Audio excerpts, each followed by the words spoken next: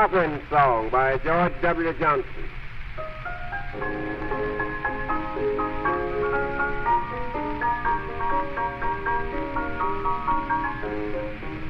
As I was coming around the corner, I heard some people say, here comes the dandy darky, here he comes this way. His heel is like a snowplow, his mouth is like a trap, and when he opens it gently, you will see a fearful gap, and then I laugh. I got down here from Larry.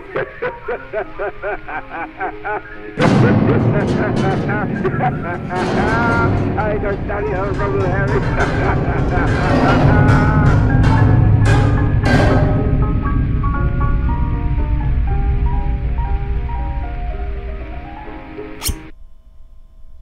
The small boat crashes against the waves as it sails back across the open ocean water towards the Queen Mary. The Osiris sinks behind you, bathed in black against the dim, moonless night sky. The sea is violent, and with each wave the boat crashes loudly against the ocean surface, causing you to brace for impact continually. Cedric mans the oars, hand over hand, as the water splashes up, bathing his face in an icy chill as the wind picks up. Trying to navigate the small boat amongst the waves as Abdul and Yan sit shivering, the icy wind running up their drenched backsides. The ship bucks and breaks with each wave, but the Queen Mary doesn't seem to get any closer until a large wave lifts you up, sends you speeding towards the Queen Mary, and you brace for impact. Everybody roll a dodge.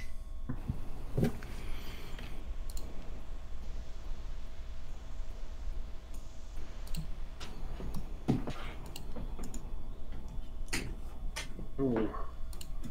Who succeeded, if anybody? Not I. Not I, nope. Just Cedric? No, I don't succeed. Okay, so... Oh, wait. 60. That would be... Yeah, I barely succeed. Yes, sorry. Okay. The small wooden lifeboat comes sailing down quickly against the hull of the Queen Mary, and large splinters of wood immediately flick off the hull. Pieces go shooting past your face as the cold, icy water drenches you once again. Yan, Petra, you try to dodge a large piece of wood that comes flying from the hull of the Queen Mary, and you dive over, sinking immediately, drenching yourself in the cold, icy water.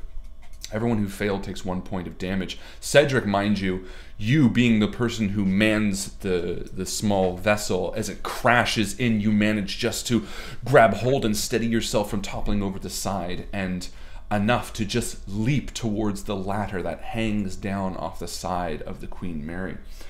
Yan and Petra, you're both in the water. What are you doing? Swimming, I think. Not giving up yet? Oh, fuck it. Surrendering to that deep darkness. Yeah, give me a swim roll, everybody. Sure. Oh, 2. Yeah, I get there. Amazing. Sick. That's an extreme success or hard? It's extreme. Perfect. With an extreme success, I'm going to let you aid somebody. Lovely. Petra fails her swim check, so she's kind of buffeted by the waves, and you see her pale arms against the dark water. Help! Help me! Petra, I'm coming. Just give me a... Her voice is frail over the crashing of the waves and the wind, and for an instant, Yan, you almost fear that you're going to lose her as you see her white arms above the water and her face slowly sink down. Petra, give me your hand.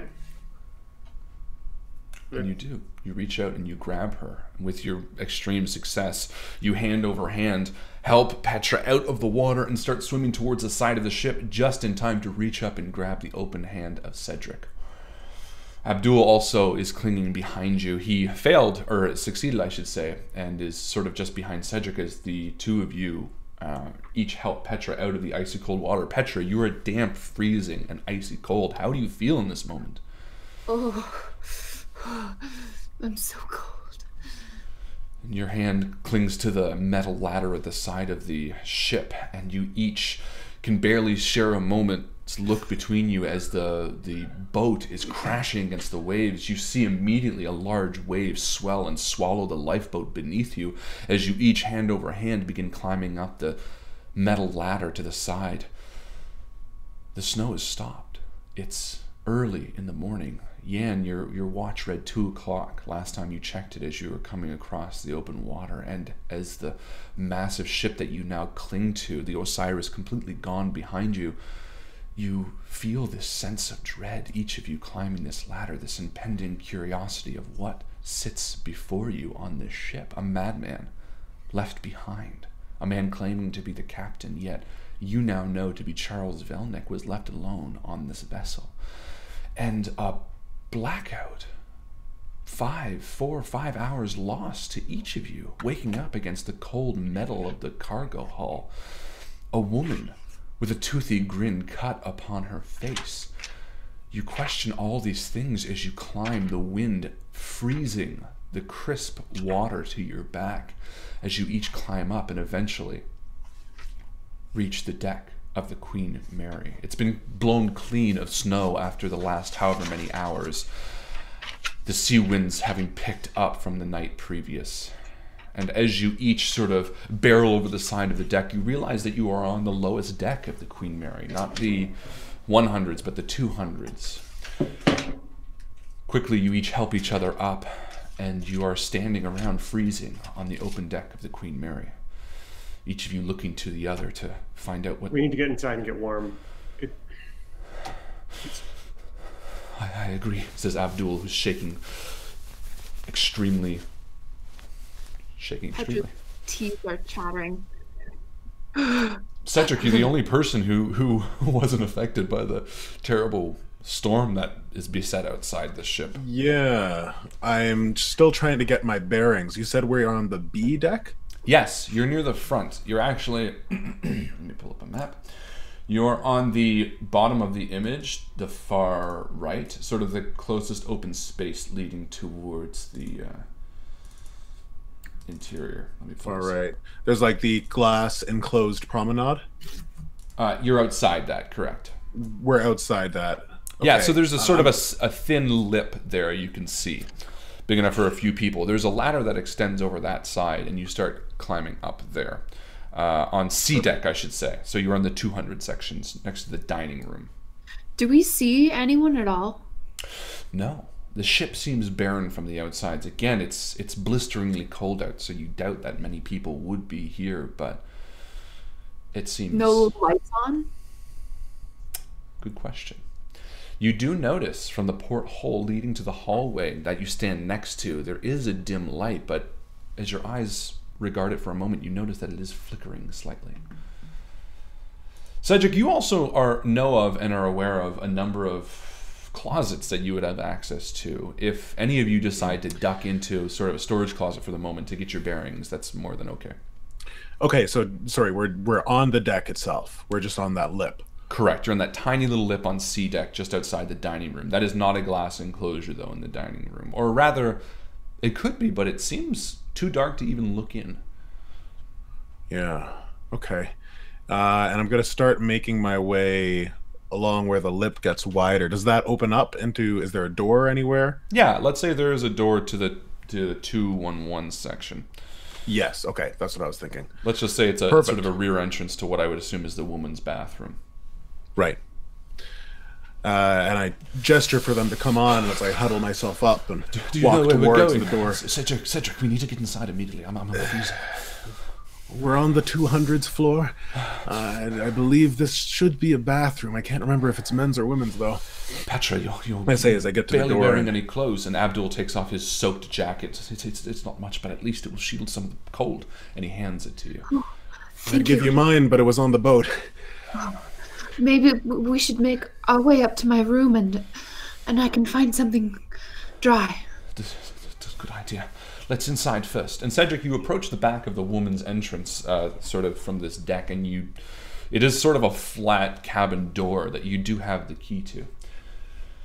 And Yeah. And I fumble around for the keys. thanking my earlier self for thinking to put it in my pants pocket and not my my coat pocket. And I get the one that I think should open it, and I try a couple, and finally there's a click, a metallic clunk, and I wrench the lever and manage to push the door open. And the gust of wind that follows is deafening. This sort of change in air pressure is almost violent as you each move inside the small room and you shut it. And for a moment, you're bathed in darkness. Okay. What room is this, Cedric? I don't recognize.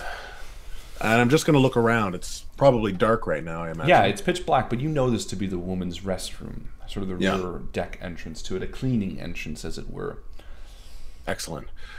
Come on. And I lead them to the north end of the women's washroom. And once I'm at the door, I try to turn it slowly to see whether or not it'll make a noise. You know, you can kind of sense the door's creakiness. Yeah, it sort of has the weight of a cruise ship, where every door is sort of weighted so that it doesn't stay open. And there's a bit of that same sort of air pressure difference. It kind of starts sucking a little bit as you open it, and you quickly close it again. I'm just gonna peer outside. Sure. Quickly. Yeah, give me a look. Let's do a stealth roll. I'm assuming you're trying to do this sneakily. Yes, I am. So this is stealth, and that is successful. Mm-hmm. And yeah, you peek out silently, and you see the red carpet of the hallways of the Queen Mary. The wallpaper seems almost darker than when you last left this place. It could be the weight of what you've witnessed on the Osiris framing this ship now in a more sinister light. But as you regard the hallway, you notice that some of the lights flicker slightly. Something about the hallway seems quiet, still, and uncomfortable. Did you give me a spot hidden as well? I saw a second roll there. yes, the roll was a success. Perfect.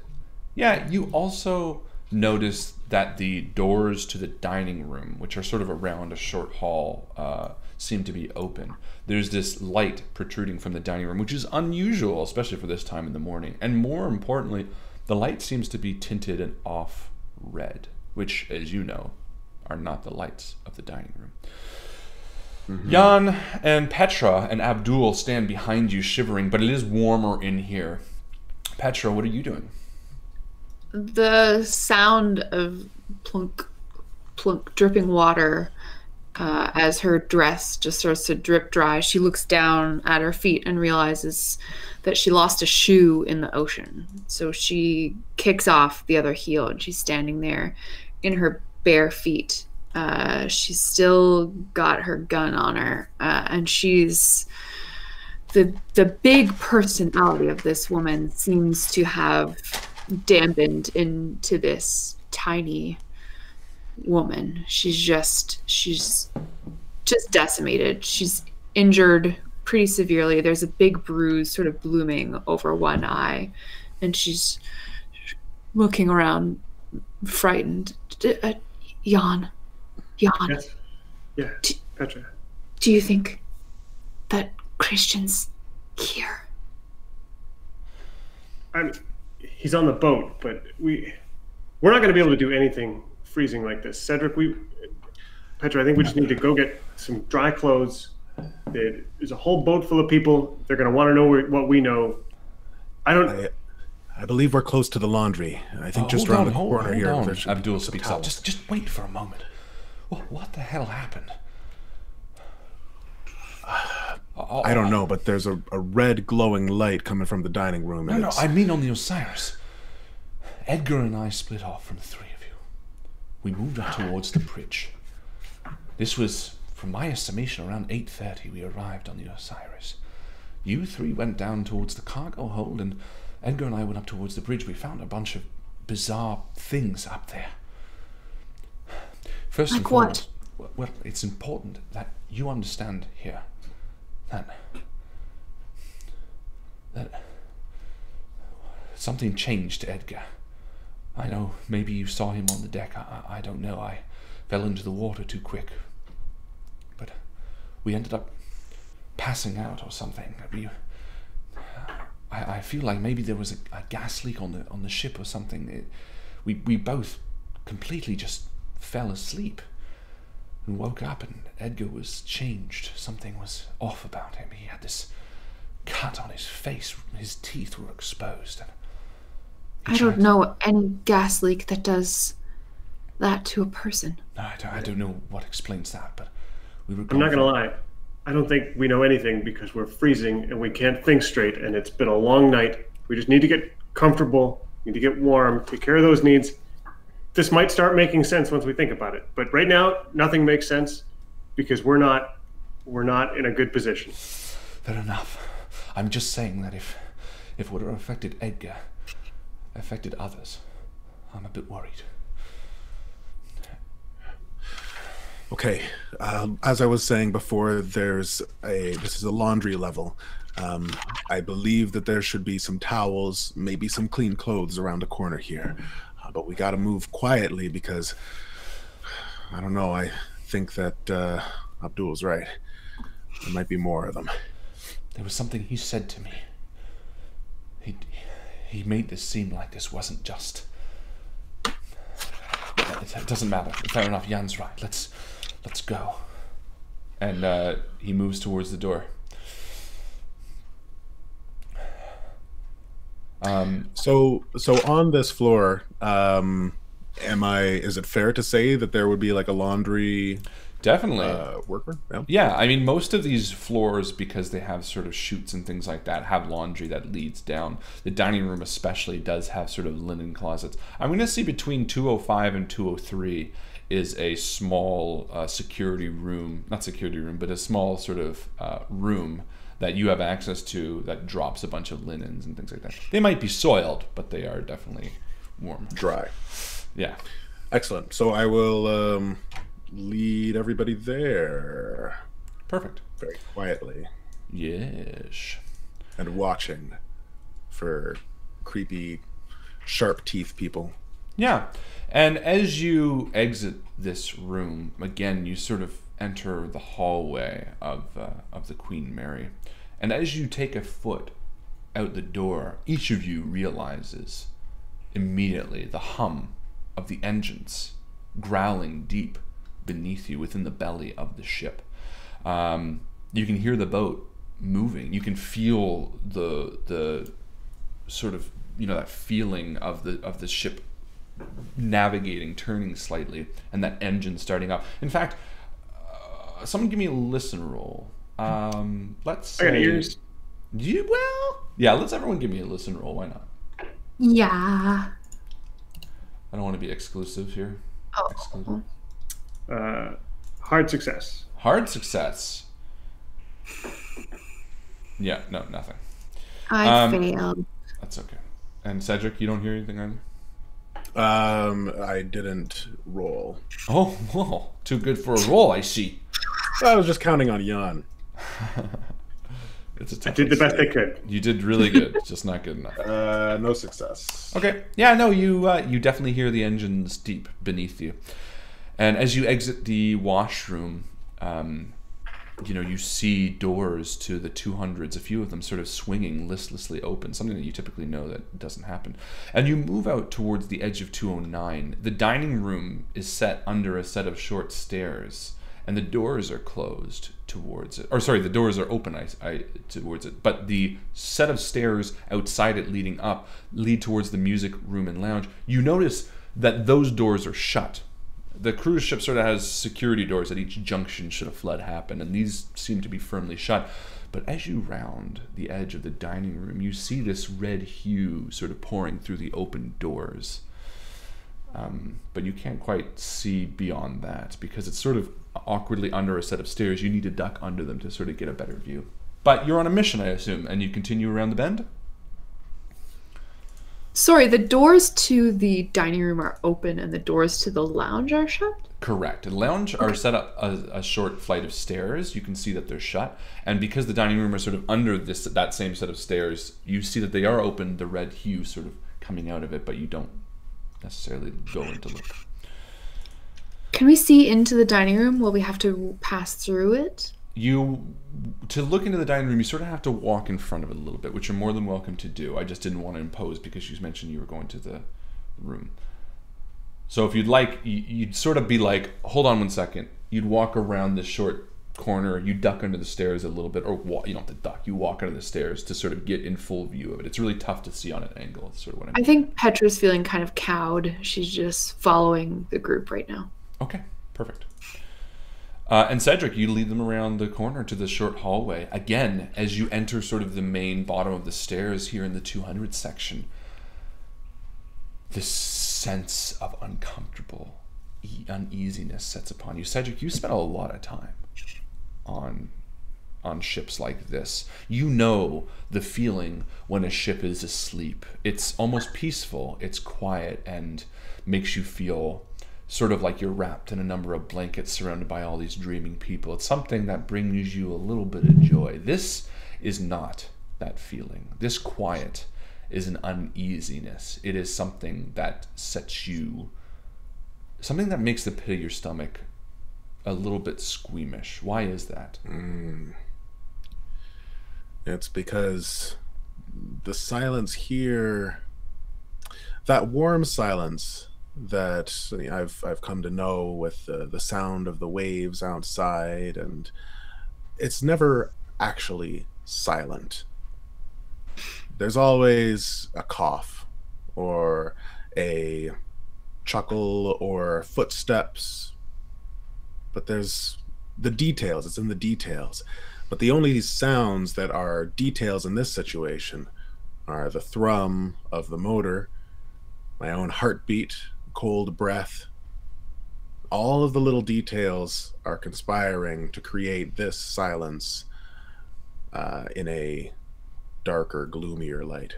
Exactly. And as you move through the hallway, anyone sort of watching you as you turn your head senses that same uncomfortableness, and Abdul picks up on it as well, but says nothing. Smart to know that fear within a small group like this is going to become quickly infectious. And you round the corner to this short hallway towards the end, and as you head down there, you open the door, open it up, and hand everyone a fresh towel. If you want to roll luck, we can even say there's maybe some fitting clothes. Up to you. Yes, please. Let's do it. Absolutely.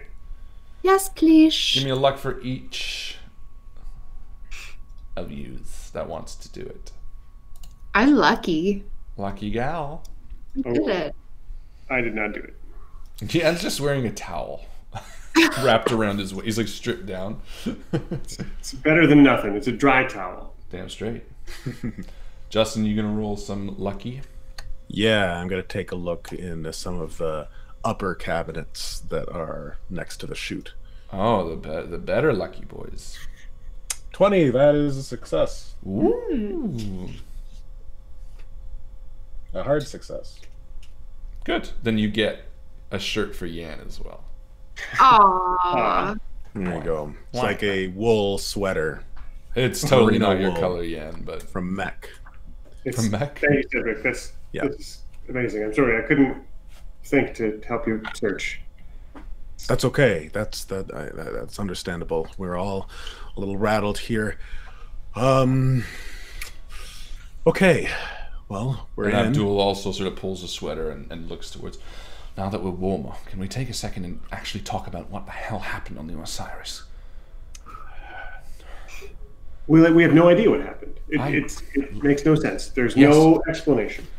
There are explanations. Well, We found Wendy. who? Wendy. Helen. Helen, yes. We found Helen in the bottom of the ship, and she was hurt. And then we all fell asleep. We had a wild dream. You had a dream felt- while you were asleep. Yes, it felt like we were all in one place. That I was Jan, and I was Right. Cedric, and we saw a man with a train set, and then we were back. But hours had passed. I can't account for any time that had passed. And when we woke up, Helen had a knife, and she had changed the same way that Edgar had changed. And she was singing about how she wanted us to join her and feeling happy. And then she slashed Cedric with a knife. That's where he got his wounds, you see. We bandaged, and what else? I murdered her. I wouldn't exactly call it murder, more like self-defense. I I've looked never down at my seen wound. a real dead body before. Well, you did good, I suppose. Are you all right there, Cedric? He walks over and sort of tends to your wound a little bit. Yeah, it seemed to have gotten a lot better on the rowing over here. When Edgar and I went up to the bridge, there were navigational charts all over. Some set off in the center of the table. There was scattergun ammo and blood all over the floor, but it didn't coincide with his story. Edgar pointed out that that at least the captain's story said that he was firing from within, but it looked like the scattergun shot was coming from without, as if someone was executed there.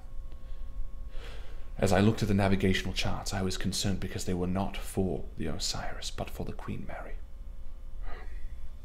This is what I mean to say, Jan. Whatever this man is, he did not simply happen upon the Queen Mary. He stopped his ship and planned to come aboard. And now he's here, somewhere. And you can Doing... feel it, the boat changing course underneath us. Yes. Well then, perhaps if he is the architect of this, all of these changes, then I presume he must be steering this ship. Perhaps. I don't know, honestly.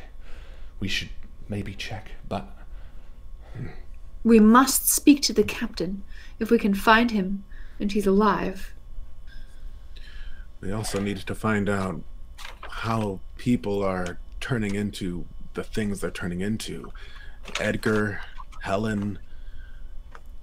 How's this happening? That should not be... That's I've never seen anything like that before. Something's causing it. And you see Abdul's face sort of tense a little bit. And he sort of becomes dismissive. Yes, we should figure that out as well. Is there like a Call of Cthulhu equivalent of insight? Yep, psychology.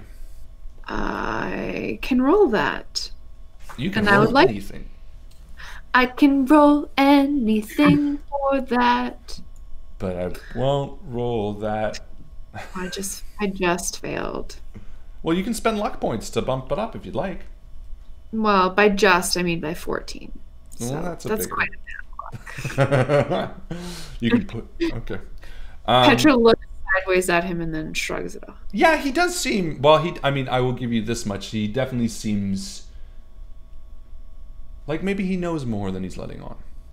Oh, I figured that. Yeah. Well, but I'm giving you conclusive evidence with a non-successful roll because I'm a sweetheart. So let's just... You are sweet. It's because we're dating, right? In the game, right? Abdul and Petra. Oh, yeah. For sure. Ever since they met earlier this evening. Yes, it was a very romantic row over. But you all pick up the same thing. That they're dating now? You can see it written on their faces. Yeah. Okay, so we're all standing here toweling off, getting dry. Jan, have you ever killed someone? Yeah. I mean, just once. When you were in the war? Just before that. Oh. Yeah, back home there was an accident. I'm sorry. I didn't mean to pry. I'm a little flustered. There's lots that's been flustering this evening, and not having killed someone, that doesn't say I haven't seen a lot of dead people. The war was awful. Those, do your best to just not think about it, especially not now. You'll have time later to sort that out. You'll have all the support in the world once you get back on land, but for now, don't think about it. Oh, while we're talking about what we're going to do next, I should like to check on my father. I'm worried about him. And I kind of look down and avert my gaze from her. You mentioned that this woman in the cargo hold was affected, and she also had what Edgar had, yes? Yes, very clearly. Why just them? Why not us? Well, it didn't happen until we came to the boat with Edgar, and Helen was on the boat. So maybe they both came into contact with some substance, some kind of chemical, some agent. Maybe. I don't know. Anyway, I just want to make sure that if we are... And he sort of gives a nervous look to Yan and Cedric, and then to Petra. If we are working together, that we can trust each other. Abdul, did you have a dream, or did you see anything when you fell asleep? No. Why did you... Petra, you mentioned that you each had a dream. It was the same dream. This is the second time the three of us have shared a dream. No, my sleep was silent, dreamless. It was... the only reason I knew time had passed was because of the way I woke up and the fact that I could check the time. I did feel, however, when Edgar and I both reacted at the same time, it was like a voice was in my brain. Something was invading my senses. I felt like I was combating it almost. I was testing the limits of my ability to reason, my sanity itself.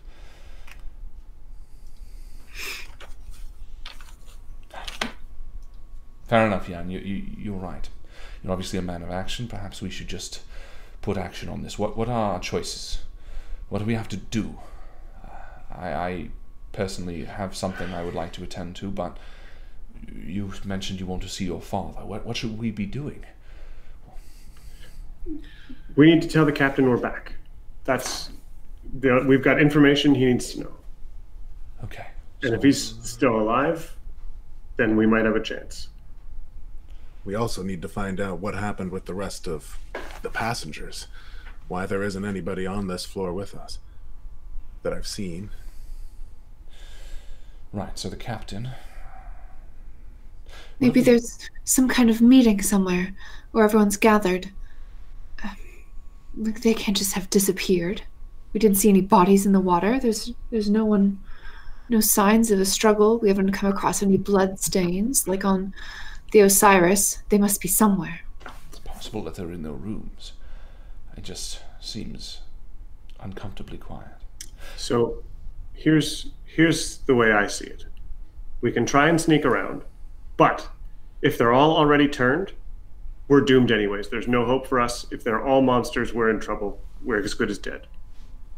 We can make as much noise as possible, wake everyone up, and hopefully some of them are who they were when we left, and there's safety in numbers. Perhaps together we are more united than we are before, and that gives us some weight. So that's the way I see it. I don't. To my mind, the only way sneaking would save us is if we're already doomed. Maybe. I don't think it's a bad idea necessarily, though. I think that you're right, though, Jan. We do need to find those of us who are still, well, like us, and don't have sharp, pointy teeth.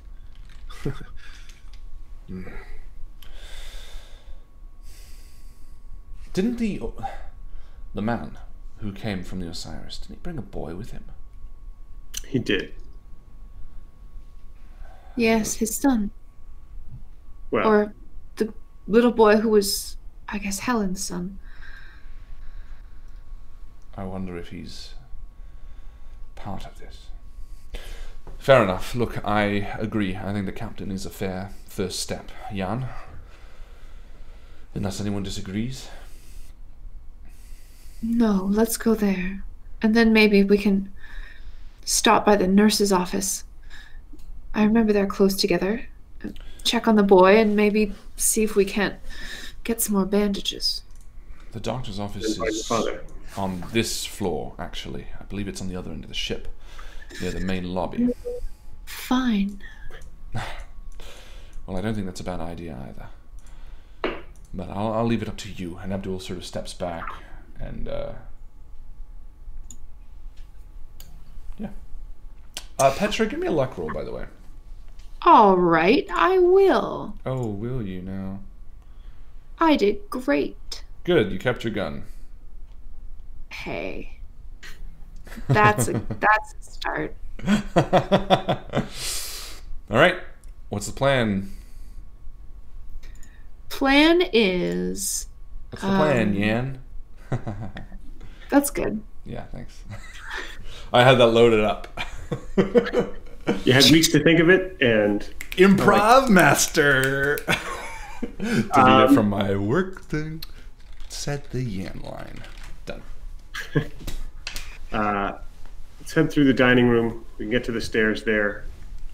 We either go up to see the captain or crossways to see the doctor's office. I'm not sure which way is better at the moment, but... Yeah, let's go through the dining room to the doctor's office, check on the boy, and then look for the captain. Yeah, it's just one hallway. Bingo bango. Let's do it. And so you head down the tight hallway under the stairs towards the dining room. As you pass by the stairs leading up to the lounge, give me another listen roll, Yanni. I would love to. I would love you too. Well, that's great. That's a number. That is a success. Yeah, you do hear some music coming from there now. It wasn't before. It sort of just started, but it sounds like just some music. Not Victinetta?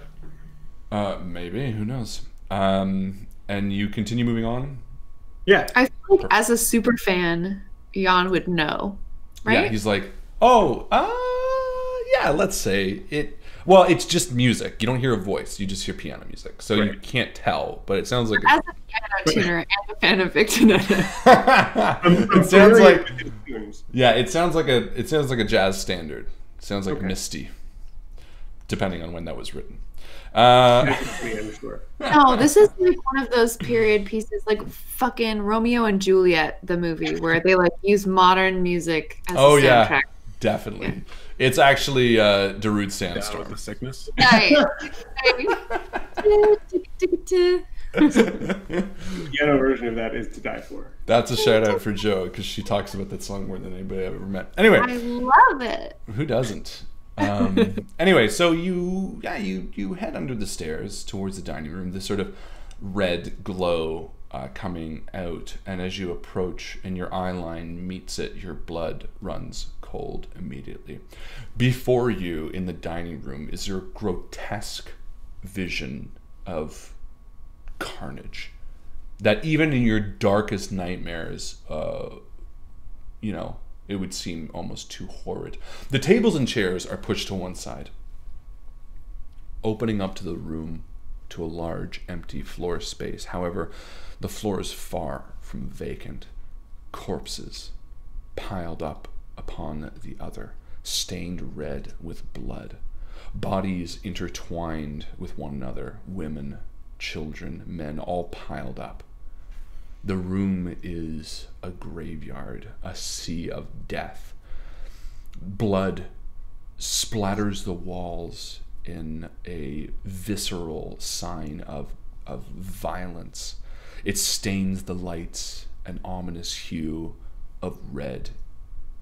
And as you stand there on the carpet looking, you take a half step back to hear the soft squish of the carpet soaked with the blood of these people. Everyone give me a sanity roll.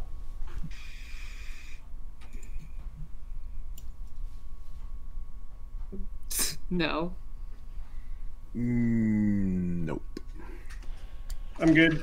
Yeah, everyone who, if you're good, take 2 points of sanity. If you failed, take 1d6. So everybody loses a little bit of sanity. This is horrific. Yan, you are immediately taken aback to the no man's land. These scenes of people piled upon each other is almost, even the way that this mound of people frames this horrific scene brings you back for a moment. And you're standing there in the trenches once again for a moment. Yeah, there's definitely, like, it starts at this squish of the carpet and the feel of the oozing around his feet, and it's very much like the mud of Passchendaele, where it's red and oozing, and everything's been wet for weeks. And just from every sense from the feet on up, it just sort of echoes the two experiences. He's leaning against a wall, but that's when, you know, his training starts to kick in. He starts to, like, look around, starts to try and figure out, is there any motion over here? Is anybody breathing? Does anyone need to get, you know, triaged? And Petra, as you are taken aback by this, you see Yan sort of, from the corner of your eye, almost start to move. You know, he almost maybe enters the room a little bit to sort of start looking around, and you have never witnessed anything comparable to this. What does she feel? She starts to get dizzy. Her vision fades around the edges into gray darkness. Her eyes start to blur with tears as she can't take in everything that she sees. Her feet are cold. Her skin is clammy. She doesn't realize it, but her feet are covered in blood, her bare feet. And she starts to just lose it. She wets herself out of just fear, out of not knowing what to do, out of just being totally overwhelmed with the entire situation. She stands there staring at all of these bodies and just sort of loses control of her own body, and just starts crying. And Cedric, you hear the sobbing of Petra as Yan sort of moves past your gaze. And Cedric turns his head from Petra to Yan, back to the corpses, and he starts to smile. And very imperceptibly, he's shaking, but his smile gets wider and wider, and eventually he lets out a laugh as he sees the ground around Petra get a little bit wet. He lets out an involuntary laugh. I'll cover my nose. I take 2 involuntary steps back. Still smiling. Perfect. Yeah. And you each do. And after a moment Yen, you sort of move into a room and you look back and you see Cedric laughing and Petra having wet herself. And you've seen this look before, not just in the people you've served with. All right, Cedric, Petra, I just need you to listen to my voice right now. Tune everything else out. You need to stand up. We need to walk through this dining room. It's going to be awful, but we're going to survive to the other end. Don't think about it. Stand up. The door's right over there. Walk. Just start walking. Oh, Don't I hear think you. about Yen. it. Just I move. hear you. But who's going to clean up this mess? Am I right? It's best not to think about it. But we need to get to the other side of this room. That's a really achievable goal. It's just 20 steps over there. We can do that, and then we can figure out what our next step is and take it from there. Through this room. A hell of a lot of mops. All these people. You're not one of them. Right now, Petra, you're still breathing, and we need to all stay breathing. So we need to the other side of this room. Okay. Okay. Okay. I'm going to get blood on my shoes. Petra looks down and realizes that her feet are just covered in blood. Nope. There's a doorway just over there. Look at the doorway. See it? It's not even that far. You can see the doorway. And she starts shambling forward into a stumbling run. Yeah, and as you enter the dining room, the squish beneath your feet, Cedric sort of laughing maniacally in the hallway, or in the dining room, and you moving. Yan, you're sort of guiding these two people across it. Are you looking at the pile at all, or are you just sort of keeping your eyes down? Are you moving? I think there's a moment about halfway through with Cedric and Petra in front of me. I stop to turn back and make sure Abdul's with us as well. And I think in that moment, I'm definitely scanning the room just to see is there anybody else who's here breathing. Give me a spot hidden. Give me a spot hidden. Cedric, give me roll a 1d100, please. And David Johns, absolutely. I got 19. Perfect. So here's what's going to happen. What did you get, Yan? I failed. Failed. Oh, you got a 19. Okay. Perfect. So here's what's going to happen. First and foremost, Yan, you don't see anything. You're going to lead them to the other side of the room successfully. Justin, you are going to take a phobia for the remainder of this game. You have contracted basophobia, a fear of falling, and you can take that however you want, and you can explain that however you want. However, David Johns is also gifted an XP to have your mother snap you out of this, and that's going to happen. So let's see how that works.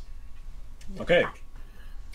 So as I am backing out of the room, I am about to make a comment about how the new color might actually go better with the stage when I bump into a table and trip over a chair, and Jan's turned around, he doesn't see me, and I fall into the blood-soaked ground.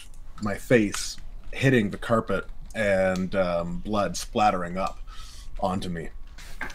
And I kind of doze off for a second or lose myself in the moment as the world starts spinning around me in this crimson world.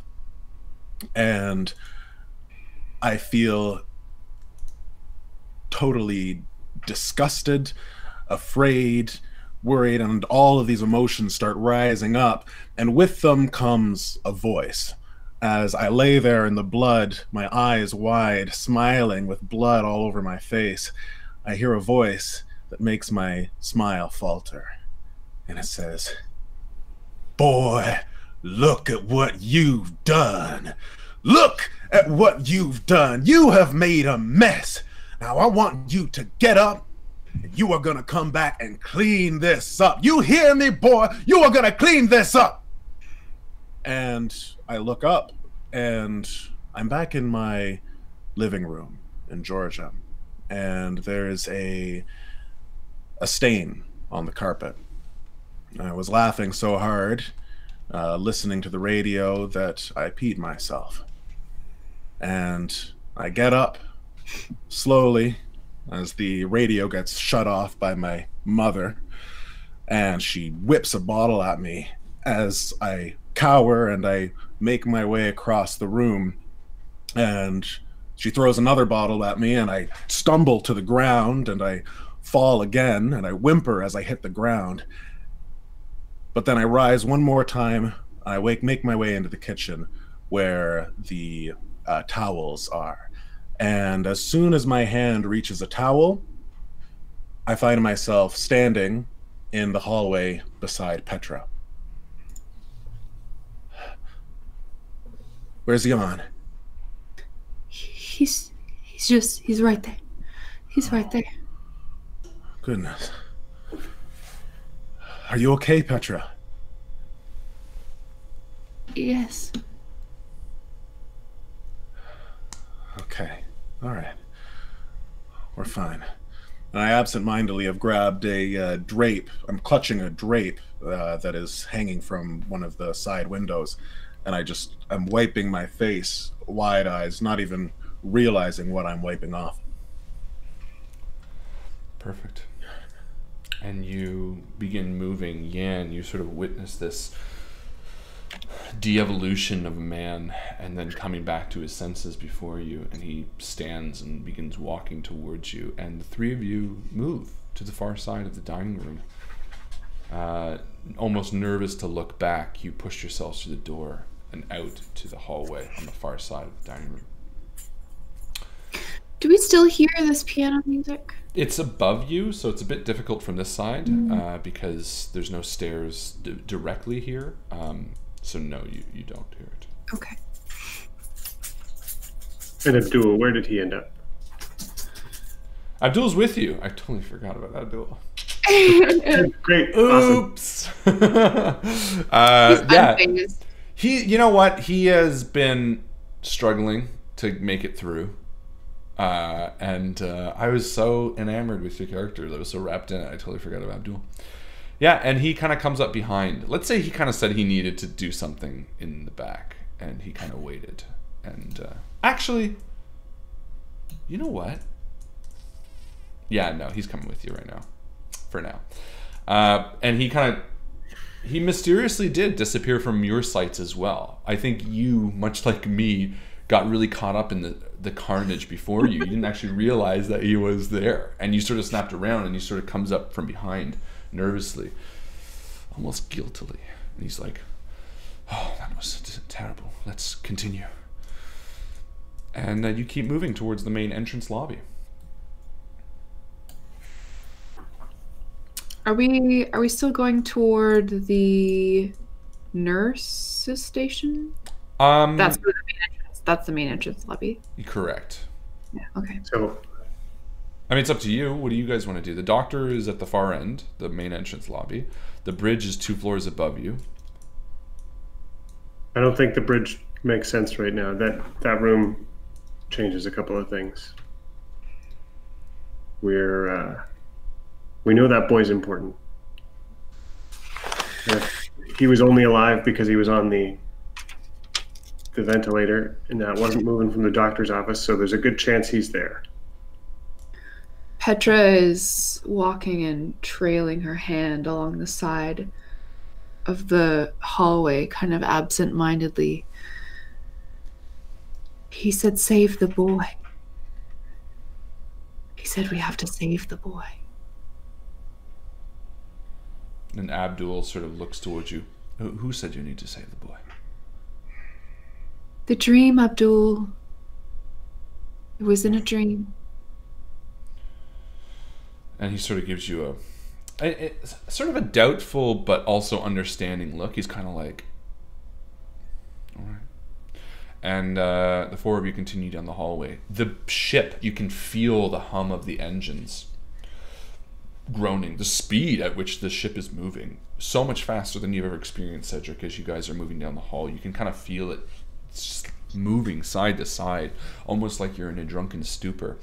You sort of, bounce against the walls as you move down a little bit, And as you begin entering the belly of the ship, sort of the midsection, Cedric, that fear of silence has sort of subsided to this different fear, this understanding that, yes, this ship is not empty, but who occupies it might be more frightening. You hear, each of you, laughter in the distant decks above you. The hollow screams from a room somewhere on this level. You hear maniacal laughter down the hallway to you around the corner. The ship slowly, like light cracking through a barn roof, sort of splinters of sound coming through different areas of the ship as you sort of turn around, continually moving towards the main entrance lobby. You feel like you're in a bit of a madhouse, and the thought sends a chill up your spine.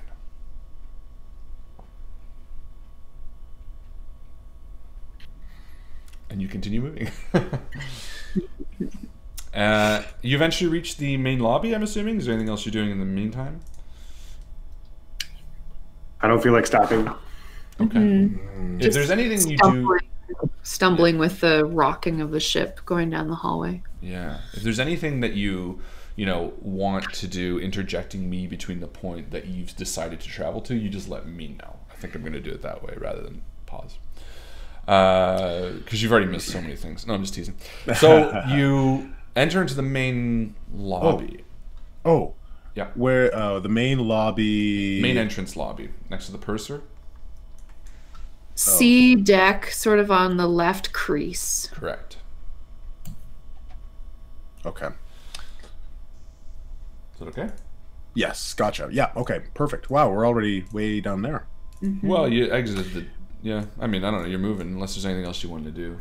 Well, I just wanted to check, as we're moving down the hall, Cedric has been very out of it. He's been a bit of a space cadet, so to speak, but I feel a flash of red in my mind, and all of a sudden I find myself looking at the ground. And I'm looking for footprints, bloody footprints, from anybody who may have been in the dining room. Oh, totally. Without even a spot hitting, you see the floor littered with them. The red of the carpet sort of hides them. Part of the reason why you didn't see them coming from the other side of the dining room, but now you see, with the knowledge of understanding what the bloody footprints would look like against the stark maroon of the carpet, you see them all over, and it's just a sea of traffic.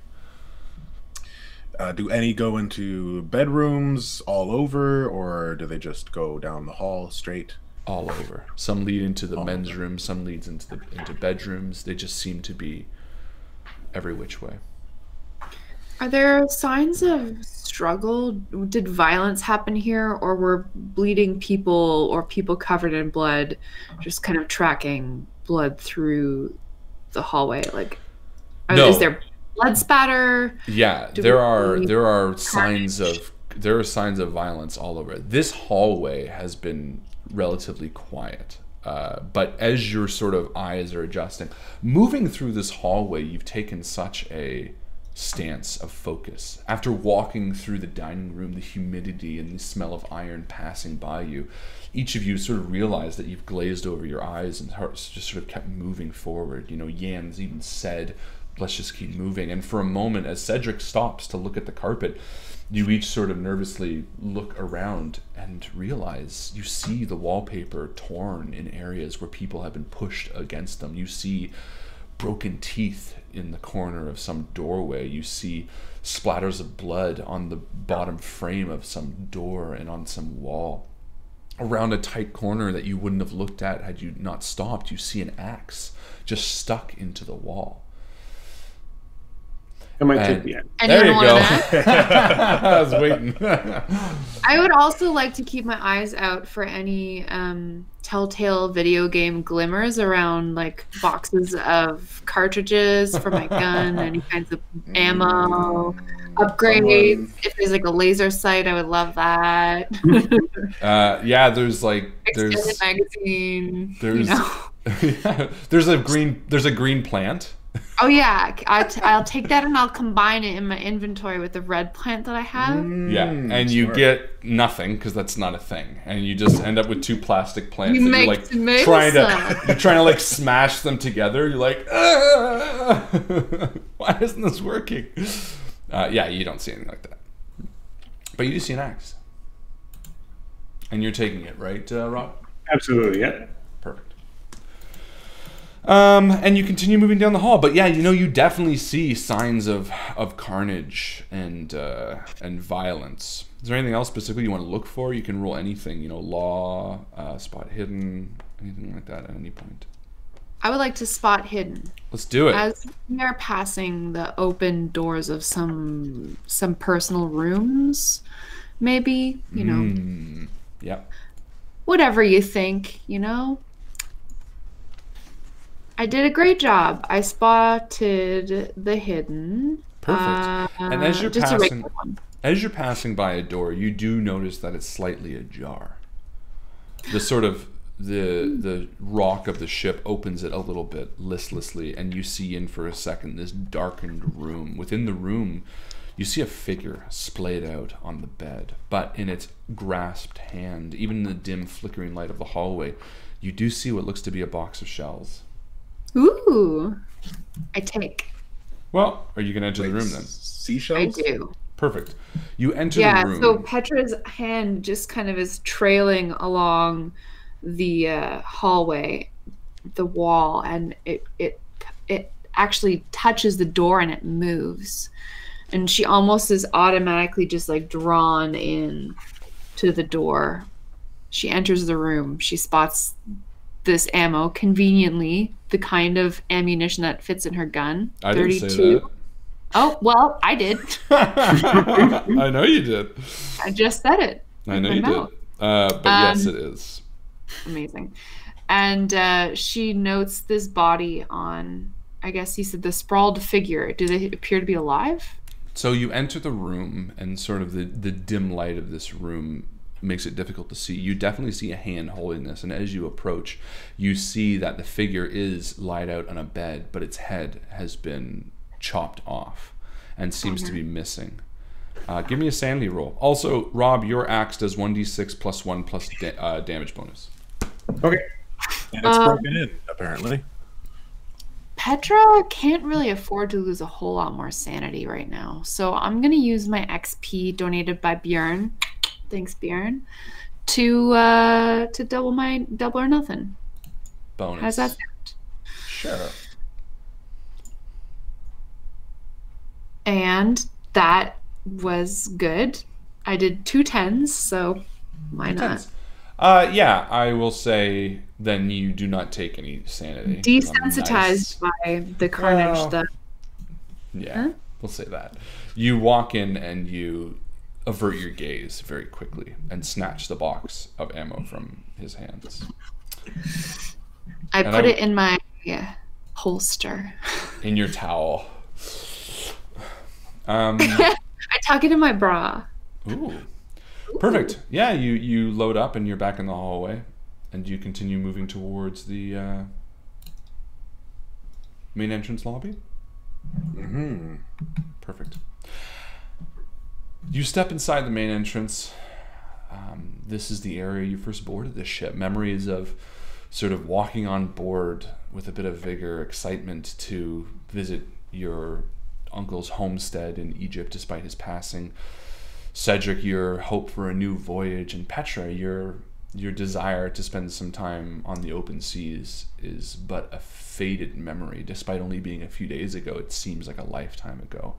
This lobby now seems like a depiction of a nervous crowd. Despite the fact that the ship is on the open ocean, you see luggage piled near the front doors as if people thought it be better to just have it ready for when the ship docks. You see clothes strewn about. You see blood stains, not just on the floor and the walls, but in certain areas of the low-hanging ceiling. The large chandelier that sits on the second story of this room swings wildly with each wave that crashes against the hull of the Queen Mary. But most concerning as you enter this lobby is the sound that you hear coming from the barber shop. Now just sit still, darling, you hear, and the loud snipping of scissors, a muffled scream behind the open doors of the barber shop as you set foot in the main entrance lobby. But you can't quite see from your angle. You just hear it. You sort of see the cusp of the door as you enter. This horrific muffled screaming, this sound coming from within. What do? You probably could easily ignore this, just as an FYI. There are stairs to your right. The newsstand entrance between the purser and the newsstand that heads towards the doctor office is a pretty good distance from the barber shop. You don't feel like you would be able, that you probably would be able to leave that area. Just to give you a fair view. Cedric notices it and makes a purposefully begins walking in the other direction and intentionally is keeping his face from looking towards the door, making the move to just ignore it. Okay, perfect. Yeah. That's Why don't you give me a stealth roll? Sure. Cedric, we can't. Cedric just did. Oh, I shout out to him. Oh, ruined your stealth roll. Cedric, we can't. I turn back to him. My stealth is 50, so that's good. That's a success. So I'm going to give you the option. You can scurry over to the purser newsstand, or you can stop. And I mean, how would you play this out?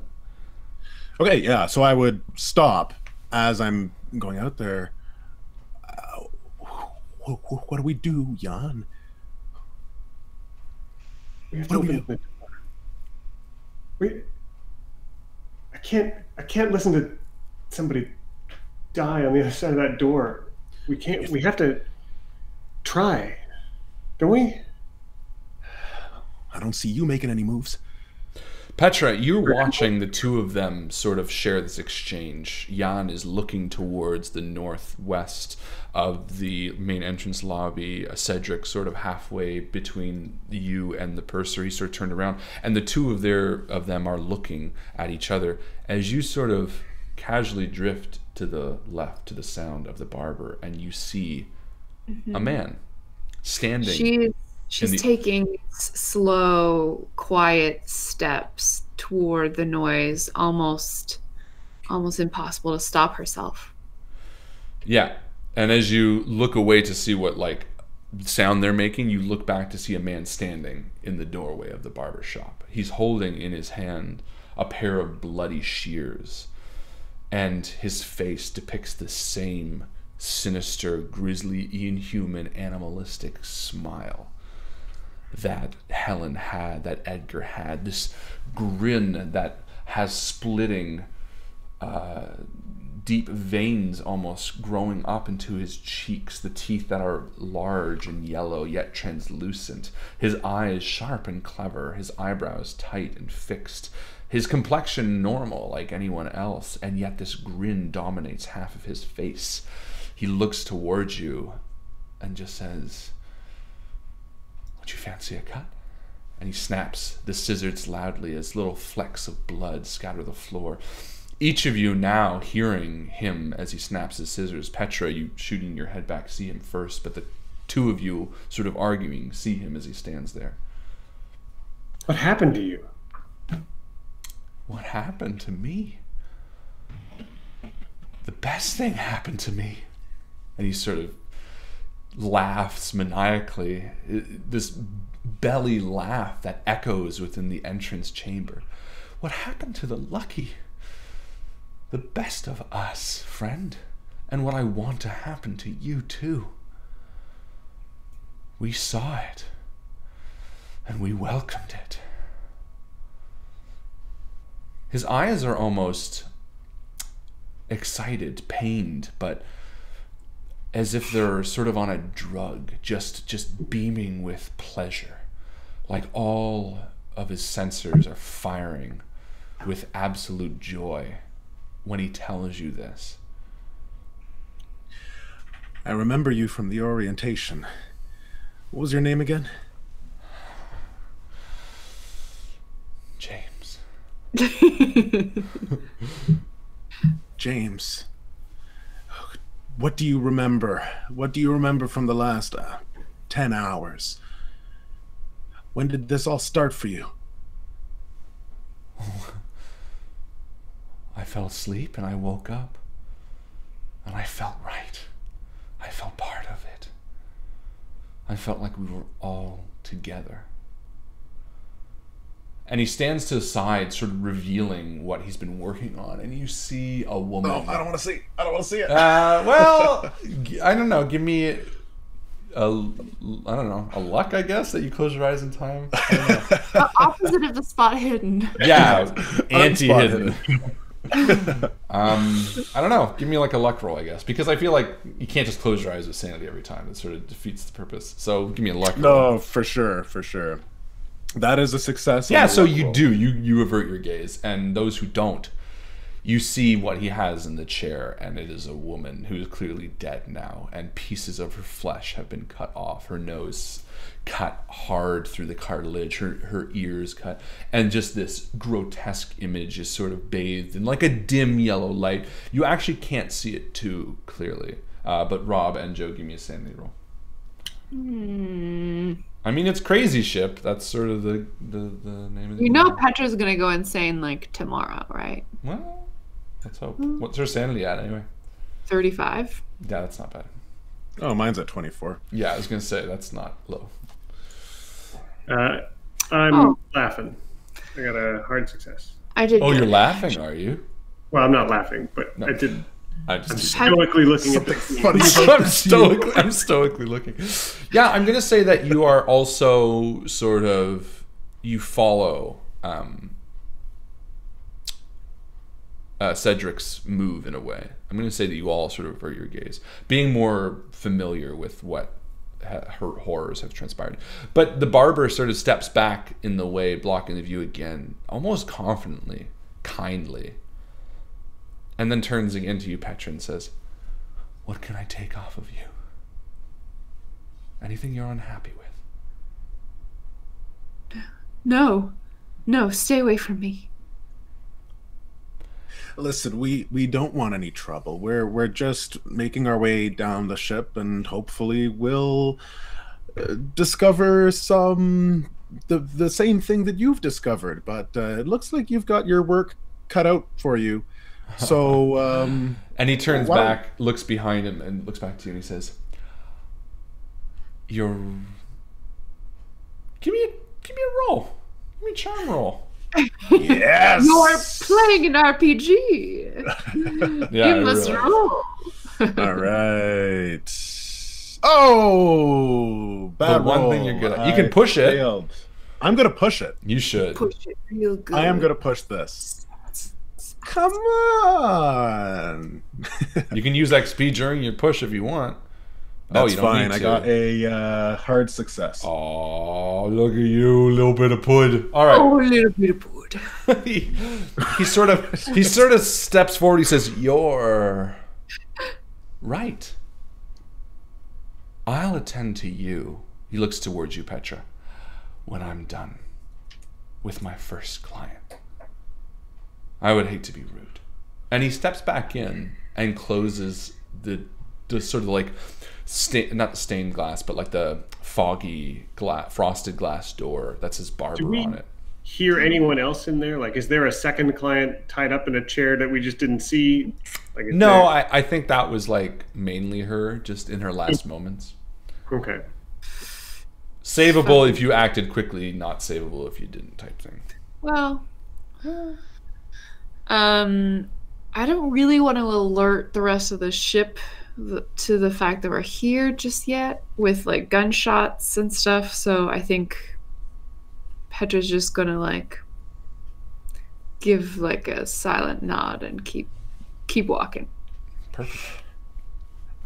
Yeah. Unless and- you want to ask him a question, Jan. Let me ask you this. Whoomp. Yeah, you move towards the doctor's office, and it's locked up, same way you saw it before, except Well, you're actually coming from the back door entrance that you approached before as well. So if you want, you can swing to the end and go to the other side. But you arrive at the door, and what? Give it a knock. Let's just try and open it. Yeah. Yeah, no, it's locked. Is there any bloody handprints on the walls? Is it clear a scuffle happened here too? It does seem like someone put their hands on this door. Like, there's definitely someone who's tried to get in here. Maybe a few people. But it doesn't look like any violence, just maybe some interesting, comfortable people. Is there kind of standard for the time, like frosted glass window that says like nurse's office? On the front of this doctor's office, yes. This is the back door. So this is sort of like a flush door that the only reason you actually came to it was because Cedric knew about it. It doesn't even have a typical key. It has like almost like an Allen key entrance where you like put it in and turn it. How you do those, you know, those big dividers that divide large rooms. That's how they typically, very similar on a cruise ship, and that's how the back door of a lot of these places actually works. By the way, is anybody watching the barber, or have you guys like all just turned your back to like the short hallway towards where he came from? We're all just not paying any attention to the baby murder. I would say I'm watching the barber. Okay, so you're like keeping an eye. Yeah, I keep just checking. Okay, yeah, so, you know, there's no real way to open it. You can give a pick lock if you'd like, but it's going to be pretty tough. We're going to try knocking first. All right. Last time. How many times do you knock? And in 3. what code? Very, very steady, very separate, very much like I'm in control of, like trying to give a very like sane knock. Just so anybody over there feels... Rob, give me in real life the sound of a sane knock. What does that sound like? That is the most insane knock I have ever heard. It's like this really like... That's crazy. I think the most sane one is... Oh, go, Joe, go. Oh, I was just going to say, how about, like, in the middle of the night, someone knocking on your front door, like, 5 times in rapid succession, and then just pounding. 2 minutes, and then pounding on your door again. In this situation, that might be the most sane. Well, that's what she had. That's what she's referencing. That's scary. What about this one? That's also crazy. I think the most sane knock would be this. This would be the most sane. It's like boring. That is the same knock. I think too slow, and you're like, I want you. Too like playful, and it's like, I'm coming to kill you. But then what about just, all right, it's time to get killed. Honestly, are you ready? I'm not intimidated by that knock. I think that's like, I'd be okay with that. Oh, hello. Like, God's gonna kill me that way. Just do it. Okay, so Rob, let's do first and foremost. Like a crazy person. Yeah, I'm not like a crazy person because it's been a day. Let me just say. You're a big. I can make. All right. Yeah, you give me a listen roll. Sure. Because no one comes to the door, obviously. Yeah, we're liking the listen roll. We got a hard. You definitely hear someone in this room, but they are not. They are making a very concerted effort not to stir. I mean, theorize for a second, and I'm going to say Abdul comes up beside you and says, "Would you really answer the door?" It's okay. We're not like the others. I know they're acting all crazy. We went over to the Osiris. We've just made it back. Please open up this door. We need to check on the boy. We're on your side. I promise you, we're on your side. Sorry, I didn't mean to cut you off. I like that you mentioned the Osiris. That's a clever angle. Give me a persuade. Let's do a persuade with a bonus die. Oh, also, Justin, I'm giving you a bonus die from your character stuff earlier. That was really good. Oh, thank you. Merci beaucoup. A bonus die. So I keep this as kind of like inspiration or bingo. Wow. Nice. Just delete all that and do a reroll. Let's try that again. That's a cracked die. 35 is not going to do it. My persuade is nothing. Oh, okay. Yeah, no. You don't. You still... well, you hear like a creak chair, but it doesn't sound like they're moving. And, yeah, you shoot a glance back to the other two. I can hear someone in there. Should we go around the front? I feel like if the person in there had turned, what should we call these creatures? Okay, I have an idea. I say as I stand up and go towards the... Is there like a nurse's reception thing? No, the way this... Well, yes, it's at the front door. So the way this doctor's office works, it's this sort of double-wide building, as you can see on the map. The front entrance has this frosted glass entrance.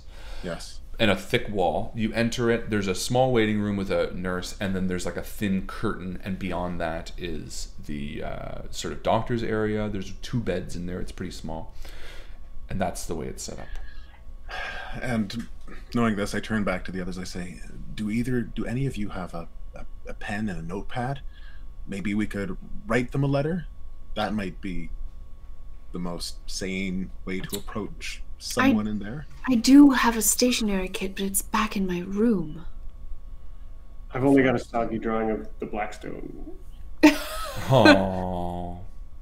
Maybe if we drew it in blood on a napkin. Come out! You know what? You know what? I really like that idea, and I'm going to say there's sort of refuse all over. And I'm going to say next to it is a tray, like in a hotel, you leave your food outside, and it's sort of got a receipt on it that you can grab a pencil. Nice. Someone signed for, like a dish hours ago.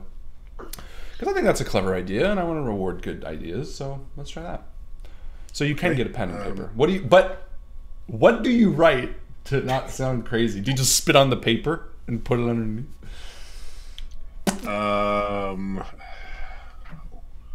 What do we say?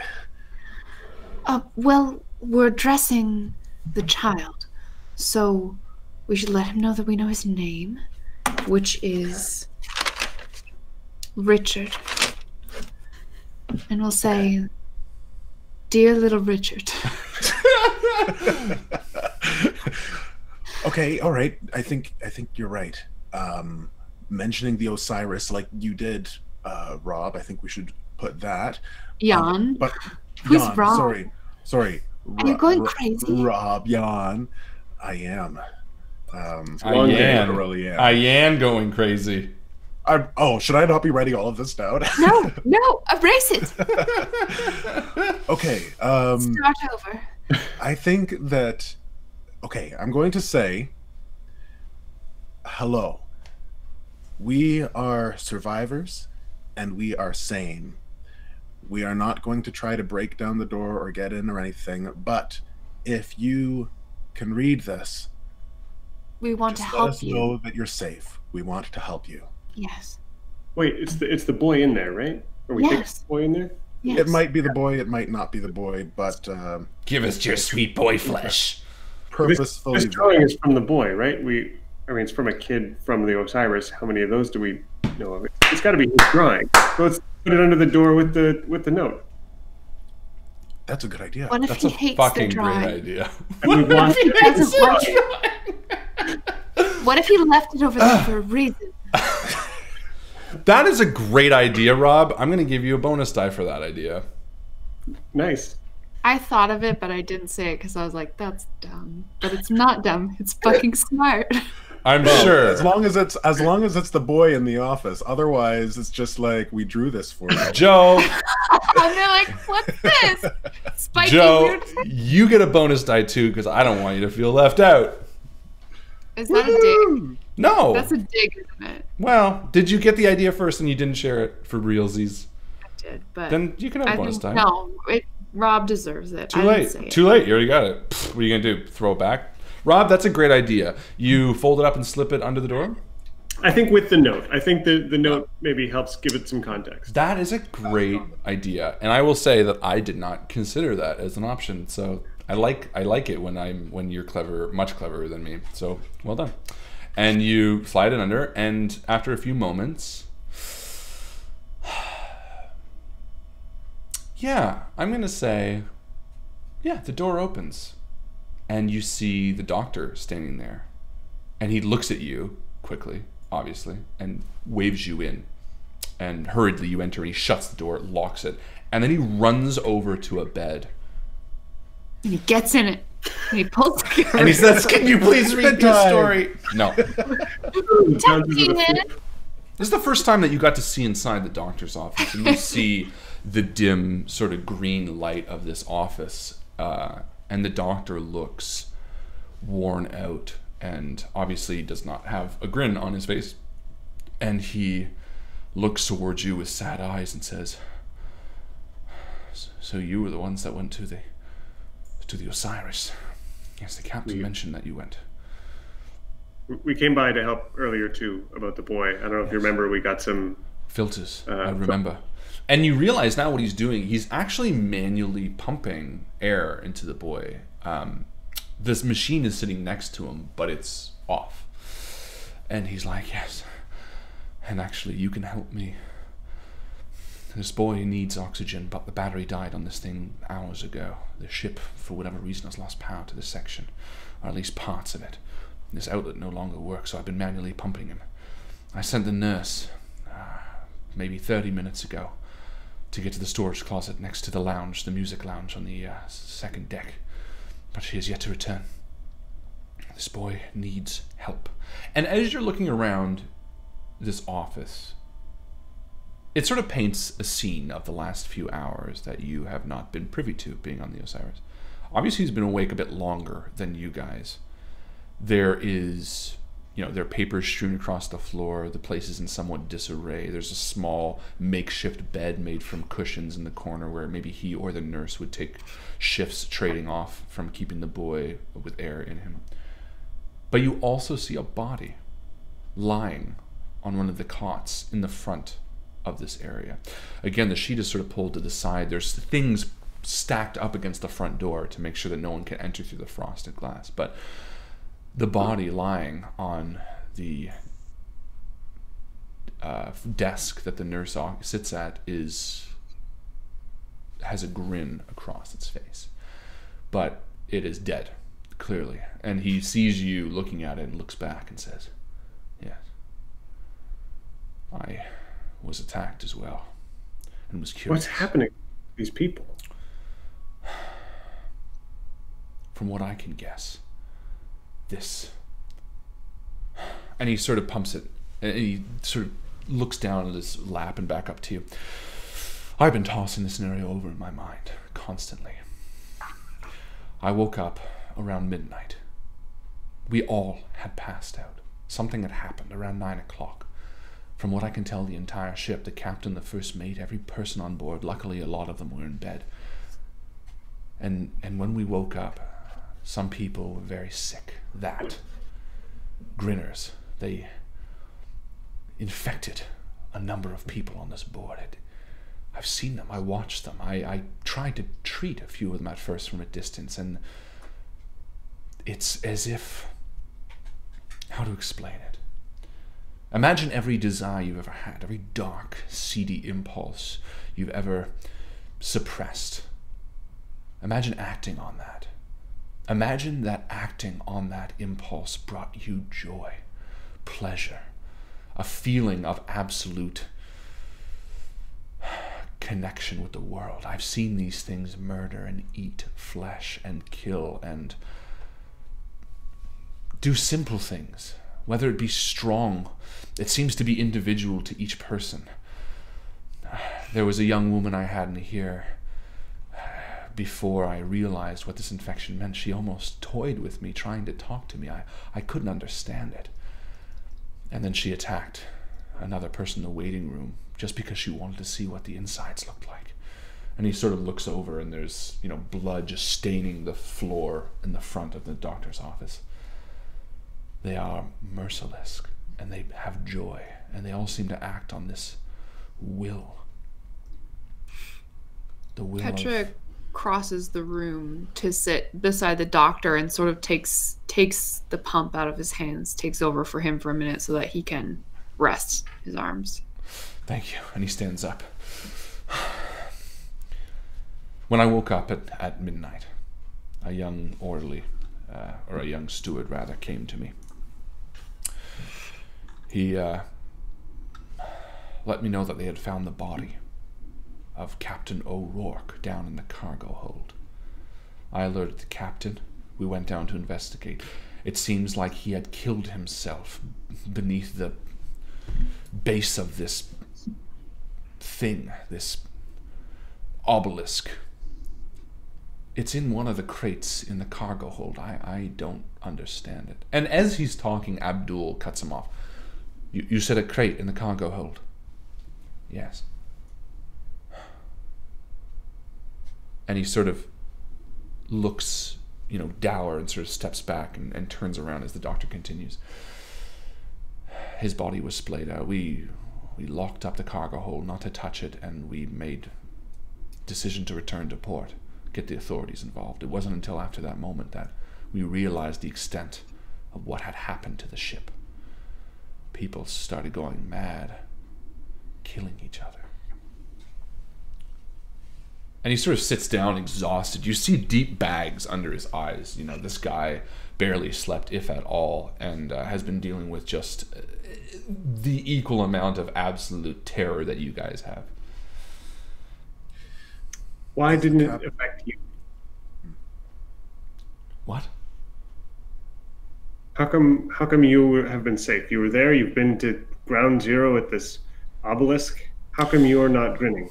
That's the thing that I've been questioning.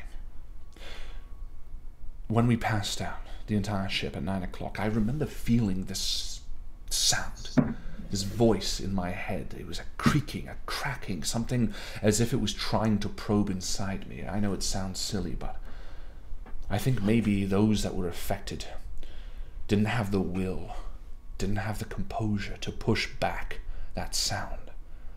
The weaker-minded, the people who maybe wanted in some way to give in to the impulses that they suppressed. Those were the ones that were affected by this. Those who had strong will, those who seemed to have a good head on their shoulders, seemed unaffected. At least as far as I can tell. Abdul, what do you know about that crate? And he sort of shoots his eyes up to you and to Yan and sort of looks between each of you. And after a moment, he sighs and just says,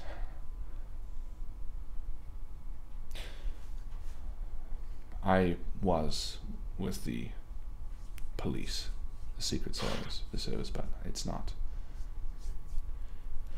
I've been hired to keep an eye on that crate in the cargo hold. And it's clear now that I have failed. And we're going to stop there for the mid-game post! That's right, ladies and gentlemen, mid-game post. I'm sorry, Petra. I wanted to get to it, and I kept waiting for a pause in my own dialogue. But of course! So, ladies and gentlemen, there you go. Mid-game post. Woo! How's everybody having a good time so far? Good. Yeah. I mean, it's nothing that's happened has been good, but it's fun. Or yes, that's not true. Twisted kind of fun. I think you've gotten a lot of things that I didn't. You know, you got into the doctor's office, which frankly I did not think you were gonna. I had very few ways that would succeed, and you figured out one that I think was cleverer than the options I would have given you. So well done, Yan. I think that's a good, because you got to understand, I mean, putting yourself in the position of this guy, who these creatures are like, they're intelligent. They yes. want to manipulate you. They're basically an investigator who has all the skills as they were when they were alive, but like has a sinister desire to fuck with you. Yeah, so it's kind of like, how many people do you think came to that door and were like, hey, I need help. Can you let me in? Like, you're not the first. They do the least creepy knock that young do.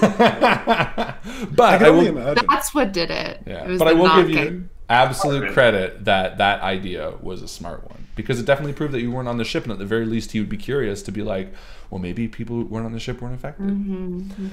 Anyway, how is that? Sorry, I just want to touch on, how is that for a short story idea? I think that's so cool, of like a doctor in his office, he's got a kid there, and like people knocking on his door, and like him not letting them in. Yeah. And you don't know why they're not letting them in. And then it reveals to be this. Then just like I just picture like it'd be fun to hear like the crazies the grinners walking by being like, hello, doctor. Yeah. I have a headache. Yeah, there are a lot of little. little. It's funny because there's a lot of little like things. As I was writing this, I'm kind of like, oh man, this happened, and like this, little vignettes that you never get to see, but to me help frame the world that you're now coming back into. Things that would have happened, like. These guys get to all act on their darkest desires, maybe that person in the barber chair was a specific person, like they're not mindless killing people, which you're going to find out slowly, that they're doing specific things that they want. Like that barber didn't just grab someone passing by. He went to a room of someone that he had desired to cut up and brought her back. You know what I mean? And Petra, he probably had his eye on you for a very specific reason because of who you are in the hierarchy of the ship. Hey, well, he ain't shit. That makes me wonder about Victinetta. Exactly. Anyway, ladies and gentlemen, mid-game host. Welcome. If you're watching this, welcome. Please like the video. It makes us feel very, very good. It's an important thing to do. We enjoy doing the show very much, and liking the video gives us sort of the pat on the back that says, hey, you're doing a good job. Also, it combats that pesky downvote that we still seem to get every once in a while. That's so funny. Someone's just like, meh. I don't like his tie. It happens. I'm sorry. You know that in order to be able to press the downvote, people have to come to your house and be like, you stink. All right, here, you get one downvote. Use it wisely. This is pretty mean, to be honest, especially for what we do. Anyway, it doesn't matter. Please like the videos. This is the story. Also, if you're enjoying the series, this is part 3 of our series so far, please share the series. I hear a lot of people really enjoying it, and that makes us really, really happy. But these guys and myself and even the community has put so much work into it. Feel free to share it. Tweet it out. Say, hey, you should check this out if you like Call of Cthulhu. If you're a fan of Call of Cthulhu on Reddit or Facebook groups or Twitter, feel free to promote. It always makes us happy. I'd like to give a huge shout out and a thank you to our Patreon supporters. Additionally, if you like programming like this, now I sound like PBS, don't I? If you enjoy quality programming like this, consider supporting us on Patreon. We've had a lot of people supporting us this week and last, which have been fantastic. Alyssa is someone who just joined us a few weeks ago when this series started, which we appreciate so much. Thank you so much for becoming a backer of ours. She also has some really kind comments as we're playing through the game. She's one of my favorite newbies that have decided to help out. Also, Adam Elise back. Yeah. On the Discord. Yes. And Wayne Stubfield and Alexander McFarland also have started back us, as well as Colin Brown, who's been a longtime fan but has recently Thank you, us. everyone. So thank you guys so much. Yeah, you have all started backing us during this campaign. So appreciate it very much. Additionally, when you are a Patreon supporter, you get access to the weekly enigmas that we've been working on. This Friday is a particularly tough one. They're getting tougher. They're getting much, much tougher. I don't know if it was purposeful, but like the one Justin did is like really tough, and the one Rob did is even tougher. So it's like it's going on this upward swing, which is really exciting. So if you like little riddles and quizzes and to earn some XP, make sure you join Patreon because you get access to our weekly enigmas that you get to solve. First person who solves it gets 5 XP, which is always cool. Who solved it this week? Oh, yes. And that goes to our mid-game post. The winner of this week's enigma is, I'm pretty sure, Bjorn. That's who you told me. Yeah, that's what I told you. Okay. Problem is, Bjorn figured it out? Yes. The winner comes so quickly on Friday, I get it mixed. So yeah, first week was Carly, second week was Carly, third week was Bjorn. You could be the winner of this 4th week. Good job, Bjorn. I was not sure that someone would get it because it's like you got to figure out what the image is, but then you have to solve the little riddle. Yeah. Witty boy. Your boy loves puzzles. And shout out to everybody. Puzzles and Rudies. And shout out to everybody who did get it right. There was a lot of right answers. Brianna, Alyssa, Carly eventually, she got it second. And someone else I'm forgetting. I think there were 5 right answers this week. So well done. I'm proud of you. No, I'm proud of you more. What? Well, also, for those who aren't backing us on Patreon, join the Facebook group. Or those who are, join the Facebook group. The Facebook is the place where as my grandpa calls it. The Facebook. That's where all the cool kids hang out. It's where we chat, share stories, and it's where you have a chance to win Most Valuable Post. The Most Valuable Post is the post of the week that we distinguish amongst the rest, amongst the drib drab. No, it's the one that we sort of say, hey, you did a really good job. And for this week's Most Valuable Post, I'm going to throw it to my lovely Joe Fallak. Oh, thank you. Well, there are a lot of really amazing posts this week, I think especially. We had some very good posters in the group. I would like to give a shout out to William Miller, who posted about his bookbinding project. I think that was really amazing and a great job. But honestly, I wanted to throw it to, I believe it's David Johns this week. Thank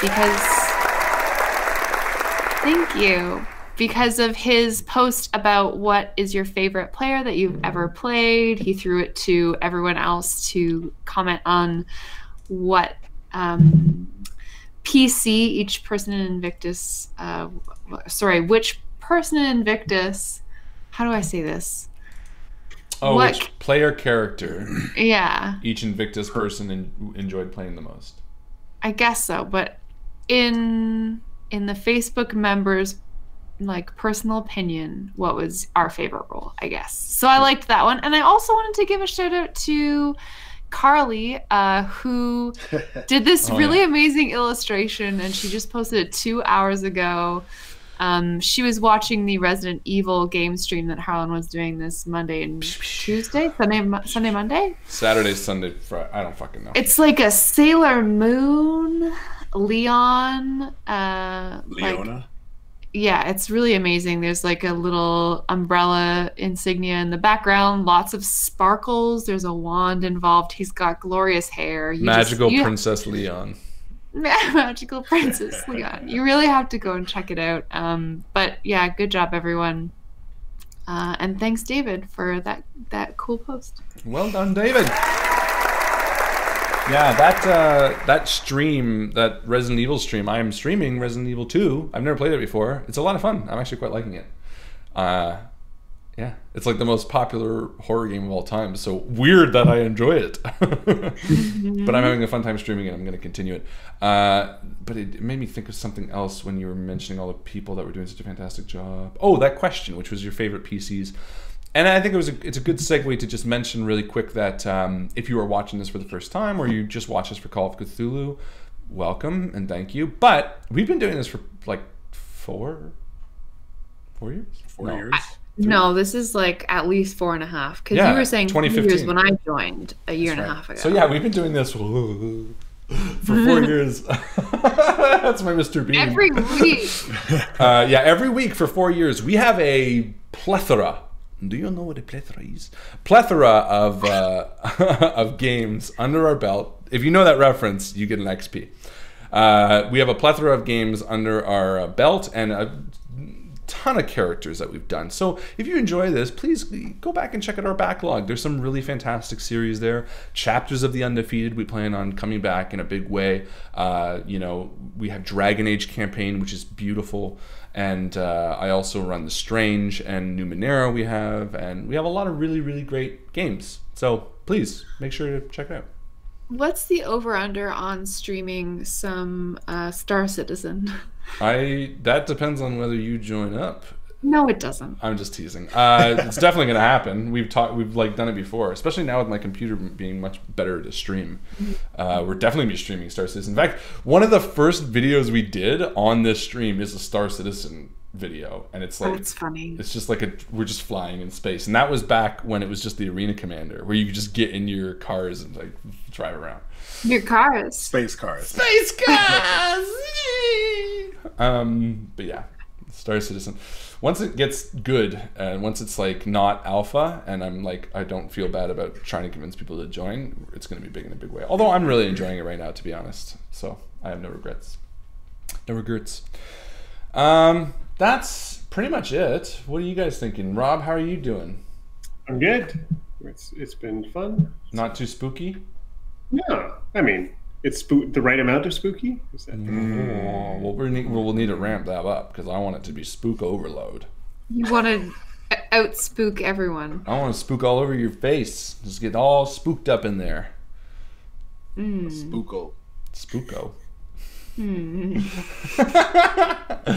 Good. Well, that's it then. Anyone else? Rob, did you want to mention? Sorry, I have 2 service people at work. One named Rob, one named Bob. So, let's see. Yeah. Did you want to mention Breakout Con again? Sure. Or Let's any do of your it. personal So, projects? March 15th to 17th. That weekend, anyways, is Breakout Con. It's this really cool gaming convention in Toronto. You should definitely go to breakoutcon.com and check it out. If you're in the Toronto area and want to play games with people in person, you can go to torontoareagamers.com and sign up and play games there. There's lots of people doing that. So torontoareagamers.com and breakoutcon.com are great things to do. Fantastic. Do it. And Do it, Howard. both Joe and myself will be at Breakout Con. I think, Justin, you're coming, probably? Yes. I think you're going to come. I'm running. So here's a little tidbit. I'm going to be running Call of Cthulhu and The End of the World and something else. Don't remember. Don't Walk in Winterwood, maybe? I don't remember. But the Call of Cthulhu game I'm going to be running is going to be the next section of whatever game we last stream here. So if you like watching us and you're in the Toronto area and you finish the Wednesday stream and you're like, man, I really want to see what happens next in the story, I'm just going to compartmentalize the adventure section, the same way today's episode would be coming across a derelict ship where people are mad on it, so that you can sort of interject it and see how you handle what they're going to handle, and then you get to see it on Wednesday how they handled what you already played. How cool is that? It's pretty cool. And I can tell you that on Friday is when the signups for games open up. So if you go and buy your tickets to Breakout Con like now, you can be one of the first to sign up to Harlan's game on Friday when the signups open. Mm-hmm. Yeah, you don't. And if you guys like Adventurers League, I'm running all Friday and Saturday, including during the Epic. So come play some games. And I'm going to join a few of Joe's Adventurers Leagues. Are you? Yeah. Are you going to use your No. So Justin, I was talking about this. I'm not. Yeah. I'm going to. Here's my thinking. Unless you and Chris want to join me, and then the three of us could sit at Joe's table and play fucking AL, right? But the other thing is, I was thinking of starting a new character that's basically a clone of Red, and then in case Red dies, and then I can just swap him out. Oh, that's cool, because then you'd have like a leveled character legally, but you'd be able to like hop back into the campaign. Not just an ugly face, boys. Backup PC. It's also an ugly... No, I'm just kidding. It's also an ugly personality. Ugly soul and an ugly brain. That's the woman I'm dating. Thank you. Welcome. I'm just teasing. All right, ladies and gentlemen, I think that's it. Let's go back to the game, Yeah. Perfect. Without further ado, ladies and gentlemen, we return to Call of Cthulhu, Part 2. The doctor looks up to you through the wet eyes. The tired, sleep-filled corners of his eyes look dry and cracking. This boy isn't likely to last another 30 minutes. Even hand pumping alone, it's not doable. The nurse was getting me a battery, but she hasn't returned. It's in the library room. And he points to a map on the wall. And you see the library room. Cedric, you know it well. It's on the floor above you next to the lounge. Storage closet, you said. Yeah, it's in the storage closet in the library room. Yeah, okay. How long has it been since you sent her out? 30 minutes. We only went because it was dire. He only had about an hour left. Otherwise, we would have just stayed here pumping him all night, but it's not feeding oxygen enough to him. So we need this fast, then. Well, let's go, and we'll be back as soon as we can. And Abdul sort of... Sorry, go ahead, yeah. We have to save the boy. You're right. Let's go. And Abdul looks towards the doctor and says, "The cargo hold. Is it still unlocked?" The doctor shakes his head. No, the captain has the key. Abdul looks towards the three of you and says, I think whatever caused this is in that cargo hold. If there's a chance of reversing it, I need to try. Get the battery first, and then... I think we should stay together. Doctor, have you seen the captain grinning? I haven't seen the captain since early this morning. Didn't you say that it was the captain who was in front of the cargo? Captain Rourke. Sorry, this is where it gets confusing. Yeah, the doctor doesn't know that he is not a captain. So. Different captain. You can just tell him and then he can drop it. But yeah, Captain O'Rourke. Abdul looks conflicted. Why don't... I mean, do you want him to come with you as a party? Yeah. So why don't you give me a combined, maybe a charm roll, Cedric, or something else? I don't know. Yeah, I can try to charm him. Yeah, he's a man that you've known pretty well so far. He seems wanting to do the right thing, but since he mentioned this, you can tell, how serious this is. Something about this cargo hold and something about this crate, it just changes his demeanor to be much more focused. Hey, Abdul. I want to figure this out and put a stop to it just as much as you do. But if we split up now, there's no way that we're going to be able to have as good a chance than as if we stick together. We need to help this boy out. The more of us who are sane that can work together, the better off we're going to be, okay? So how do you feel if we go grab that battery together, and then we go down to the cargo holds together? Give me a charm roll. It's funny. He says. No, but here's the thing. Okay, success. It's an extreme success. Perfect. So yeah, Abdul's face sort of it's lost in, as if a man working on a machine and focusing on it. He's so lost in his own thoughts, and until you talk to him, and he sort of snaps and looks towards you and sees the human behind your eyes, and you flash that Cedric grin, and for a moment he sort of shakes his head. All right, you're right. And he turns to the doctor and says, you said the captain has the key. The doctor says, he's the only person on the ship that I know that has a key to the cargo hold right now. After we get the battery, I want to head up to the captain. Can we agree to that? Yeah, he might still be with us. We don't... Yes. I don't know. Yes, we need to find out at least where he stands. All right. Then yes, I agree. Thank you, Cedric. And he nods and starts moving. Yeah. Side note, I was just going to say, I know a lot of GMs like the roll and then the pitch. I strongly like the opposite. I like the pitch. And then if you fail, it's just like, despite how great you were, it's still... Something about that is so satisfying. Because like if you did that speech and you failed... Also, you can get that speech, you can give that speech, and then the GM might be like, hey, I really like that. That's a really good pitch. Yeah. That's the way I like to do it, yeah. I thought you did the opposite. You roll first and then pitch. No. Oh, I was playing with somebody mostly for like combat. Yeah. Combat is roll first. Yeah. Because that's different. That's like, okay, I jump over that's the one. one. Yeah, and I kick him in the face and do this. Yeah, that's so true. Cool. Anyway, sorry. It's hard when someone gives this like wonderful speech and then they're like, so I'm gonna roll intimidate because that's the higher stat, and it's like, well, that wasn't really very intimidating. Well, technically, actually, so what I just did, it still succeeded. It was still a hard It's called success. cheating. That was persuade. Oh, okay. That was a persuade that I just did. That's true. I was thinking like you were trying to befriend him a little bit, but you're right. You went with the persuade angle. Yeah. Anyway, very good. So Abdul nods, and 4 of you head out into the hallway. Okay. So let's try to steer clear of the barber. If we can go on the north side of the top side of the staircase. Yes, let's go around him. Yeah.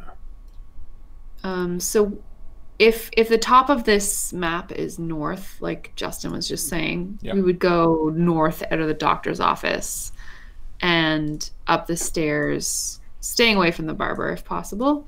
Yeah, no problem. And you reach the salon lobby, and as you reach this deck, you begin heading down towards it. The same scenes of violence and carnage, surround you. Blood stains on the walls, drag marks on the carpet, doors open, laughing.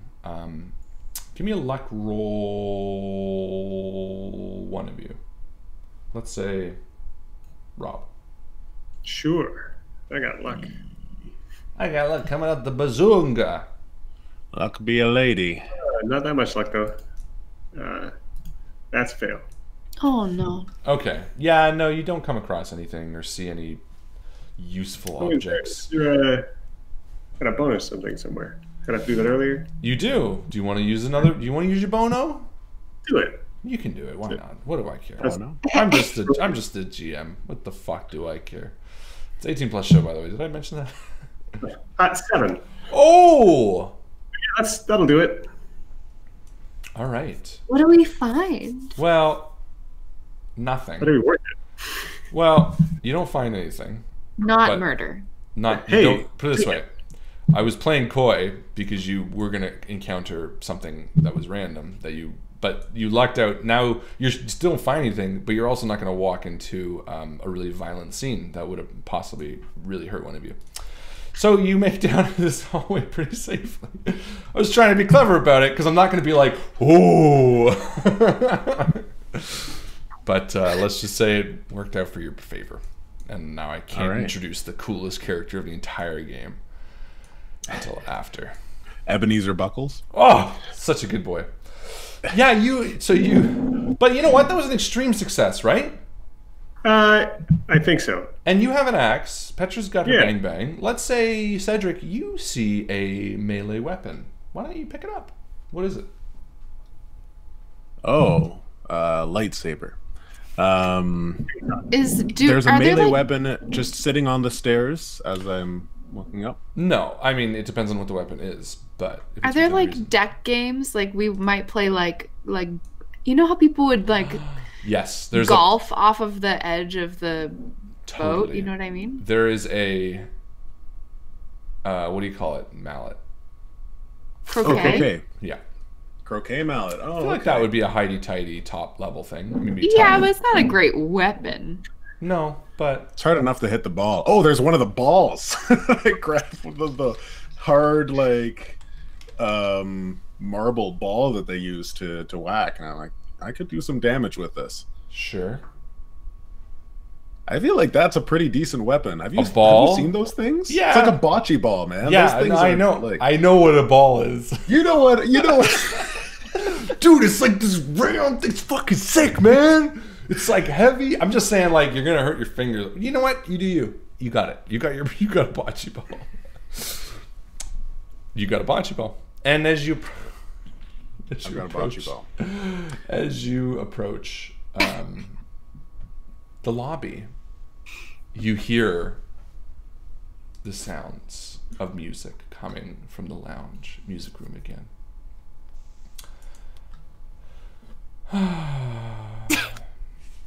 It's the slow and sultry tones of Vic Tenetta. It's coming from the Neptune Lounge down the hall.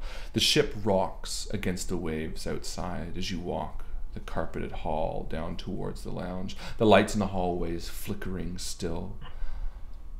His voice cutting through the hallway, almost echoing. I can't forget the night I found you. The hallway outside the lounge is littered with clothes, discarded suitcases, blood stains. There are chairs piled in heaps in the corners. What's that? It's just not fair, you know? He's got to be grinning over there, right? Nobody Of would be saying course. it wasn't. No, of course he is. That's the same song that Helen was singing. It's the exact same tune. It's just not fair. And Cedric is on the ground humming to it as he reaches and he grabs a wide scarf that he's found on the ground, Mm-hmm. and a couple of belts, and he's fashioning a like a sling almost around the ball, and like covering it up. So like there's this like he can like swing it. It's like pantyhose. You just find some pantyhose. Yeah, and that he's is using gonna- the belts to reinforce it. Whatever, you do you. This is the best weapon ever. You know what? I could just say you find that instead, because like a pantyhose. You just go find a rip. morning star. Well, not a morning star, but like I don't know, maybe some kid It's is. a cavalry sword. This makes total sense. There's a to lance. Cedric. What do you think the tensile strength or the tension strength of a pantyhose is? Because Fucking they're No, but I'm not really using a bad. pantyhose. I'm not using a pantyhose. I said so. I'm using so I got a belt, Yeah. and I'm wrapping the belt around the ball, so Yeah. like this. Okay. And I'm getting another belt, and I'm wrapping that around the ball like this, the other way. So the ball is completely secure in these belts. I'm going to tie up the top of the belt with some like drawstring, Yeah. and then I'm wrapping the whole thing in some sort of, we'll say like a sweater sleeve or something like that, or a scarf, like a big, long scarf. 45 minutes later. yeah. It's not like It wouldn't take that long. It wouldn't take that. I okay. could No, literally make you it know here. what? You have it. Let's see what happens when you. I want Anyway. this to be a ready-made bludgeoning weapon that had been created, used, and discarded already by one of these grinning monsters. Because they realized how no, I'm just teasing. It's a great weapon, and you have it, and you made it, and you did it while you were walking. No big deal. I don't know why Cedric knows how to do that, but he does. Because his mama told him. His mama told him how to make a double belt bocce ball pantyhose. with his sweater on top. I don't think it's a bad idea. I think that I don't think it's a bad it would idea work at in real all. life. I just regret saying you find a melee weapon. I just thought you were gonna regret be this whole bad. thing, top to bottom. No, you're fine. It's good. Why It's would good. someone have a bat? Why would some? You know what? Doesn't matter. I like it. It's the best weapon I've ever seen in my life, and Say it's yes. named +1 to bludgeoning. All right. The library closet is at the end of a short hall, just opposing the music room, and as you turn, you see the closet is open, ransacked, pieces strewn across the floor, and leading towards the music room. And you Any can. sign of the nurse? Other than the fact that the closet is clearly unlocked and that someone has been through it, possible. There's no batteries there. None. Got it. Guess who's got the nurse? I'm going to do a roll to see if there's any sign of her, being in here. Some sort of trail. And in fact, you don't even have to necessarily roll before you can hear Okay. sort of the crying coming from the room. In fact, it sounds like a few people crying. And you hear Vic again. I not letting it- can't forget the night I met you. But there's a piano playing, and as he's singing, you hear a wrong note. You instantly pick it up, Ian, being a piano tuner. And that note, everything stops. And you hear a few people breathing panically, and Vic going, oh. No wrong notes!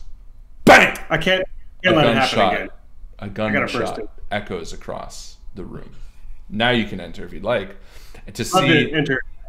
No pausing, no talking to Cedric, no waiting for the barber to kill somebody. I think that image is still sort of haunting Jan, that he paused at the last one and waited and tried to have a conversation. So he's in the room. sounds great.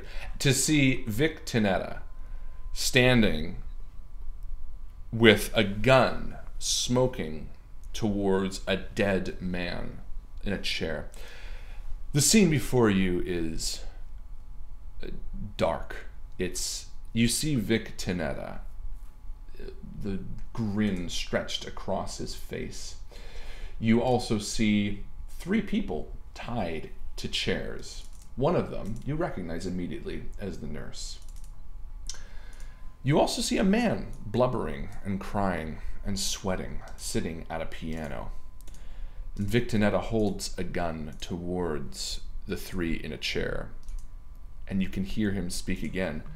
No wrong notes. And I'm going to share an image of Victinetta that Oh boy. Rob has done for us. This is what you look at, and this is one of the first depictions of the Grinner that you see up close together. This is exactly how Helen looked as well, this sort of large, you know, toothy grin cut upon her face and his face. Tight, dry cracks leading up towards his eyes. And this sort of maniacal, almost animalistic grin spread across him. And he looks towards you and swings the gun and points it at you and just says, "Why, hello there, friend. Do you know how to play piano?" I do know how to play the piano. And without missing a beat, he turns the gun at the man sitting at the piano as he sort of pleads for a moment, "No, no, no, no, no!"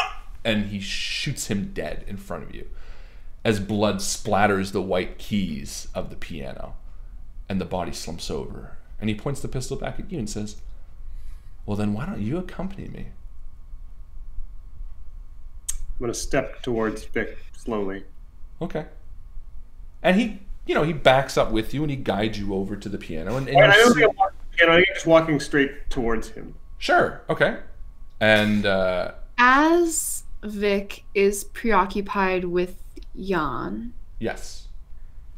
Petra would like to quietly enter the room and gain cover behind a cocktail table with a long tablecloth, maybe somewhere where she has a sight on him, but without him seeing her. Okay, well, that's going to be tough. Give me a stealth roll. And Cedric, what are you going to be doing? Cedric is, for a moment, taken back to the time listening to the radio and hearing the jazz on the radio. And he's kind of lost in a reverie for a moment as he clutches his makeshift weapon, sweat on his hand. I used Bjorn's XP that he gave me anew from using my last one, and I still failed 5 over. Okay, so yeah, you sort of stumble into the other room and make a noise. Stumble? Sorry, don't stealth into the other room. Well, you make a noise. So but, you know, you don't fail. And Rob, what's your intention here? Are you just walking towards him? Are you trying to intimidate? I'm usually just walking towards him because he's pointing the gun at me. Okay. If I hear a noise behind me and I see an opportunity where the gun isn't pointed directly at me, I'm going to hit him with an axe. Okay. Which axe? The one in my hand. That's a good one. Okay. That good axe. Good choice. Yeah. So yeah, okay. Yeah, I mean, he's not moving the gun. He looks towards Petra, Okay. but he's still aiming it at you. And are you just going to keep moving towards him, or are you going to stop at a certain point? Like what's... Yeah, how close can I get before he says something, I guess is the question. He looks over, sees somebody getting in the room. How? Yeah, I mean, he's just killed 2 people without blinking. I think he's... Yeah. Let's do this. Do a psychology roll. Oh, that's horrible. Won't be good at that at all. Well, it won't be tough. Because you get the impression he's going to shoot you in the face. Oh, yeah, pretty 84. much. Yeah, okay. He's pretty eager to kill anybody in the face. Yeah. So you're not going to get very far before he tries to shoot you in the face. And he's probably going to succeed. Because he's not really... There's no reason to not do it. There's a lot of... Let me describe this room one more time. So there are 3 people tied to a chair. One of them he's murdered before you entered the room because the piano player played a wrong note. You entered and he asked if you played piano, and then he murdered the piano player. Yeah. There are probably 3 extra chairs with dead people in it pulled to the side of the room. And, you know, this man's face is not one that really has any sort of hesitation or regret. In fact, based on what the doctor told you and what this man's saying, he's probably really excited to kill you. So he's not going to let you get very close. I just hope I'm not understanding that. I understand where you're coming from. Okay. That's all. You can definitely continue. I am not preventing you. I just want to make sure that is clear. Okay. So you're going to continue moving until... If he's not... Vic, you know I'm your biggest fan. We chatted about it before. I can't believe you've been playing on a piano that's out of tune. That's just such a disgrace for someone like you. Look, I know it'll take time, and that time is just something that never feels great, but can you just imagine a perfectly tuned piano? 2 dead bodies falling on that keyboard can't have done it any favors. Okay, interesting take. What would you like to roll to kind of do that? I'm not going to make you do persuade because I know you're... Well, because, I mean, it's a bit of persuade, but it's also a bit of bluffing, maybe. Is the piano out of tune? The question is... It's on a boat that's rocking side to side. Yeah. Two bodies on it. Yeah, I don't think. And the humidity really must be just something. You know right? what? Hey, let's leave it to luck. Give me a luck roll, Rob. Ooh. Sure. I would. My gut would say no because it's kind of the only thing. Definitely not that lucky. Yeah. So no, it's not out of tune, but that doesn't mean that you can't pitch it. This is sort of your trade. You know, this is what you do. So I'm going to let you use listen if you'd like to sort of be your pitch against the sales. And the reason being, listen is the strongest skill you use when piano tuning. The same way that if you're fixing a garage, mechanical repair is the biggest skill you're going to use. So really, you know, the same way you're trying to convince somebody that their car is out of tune, that's what you're going to be doing. Yeah. Yeah, no, I failed that one too. Okay. Yeah, no, he doesn't buy it. He's just like unfazed almost.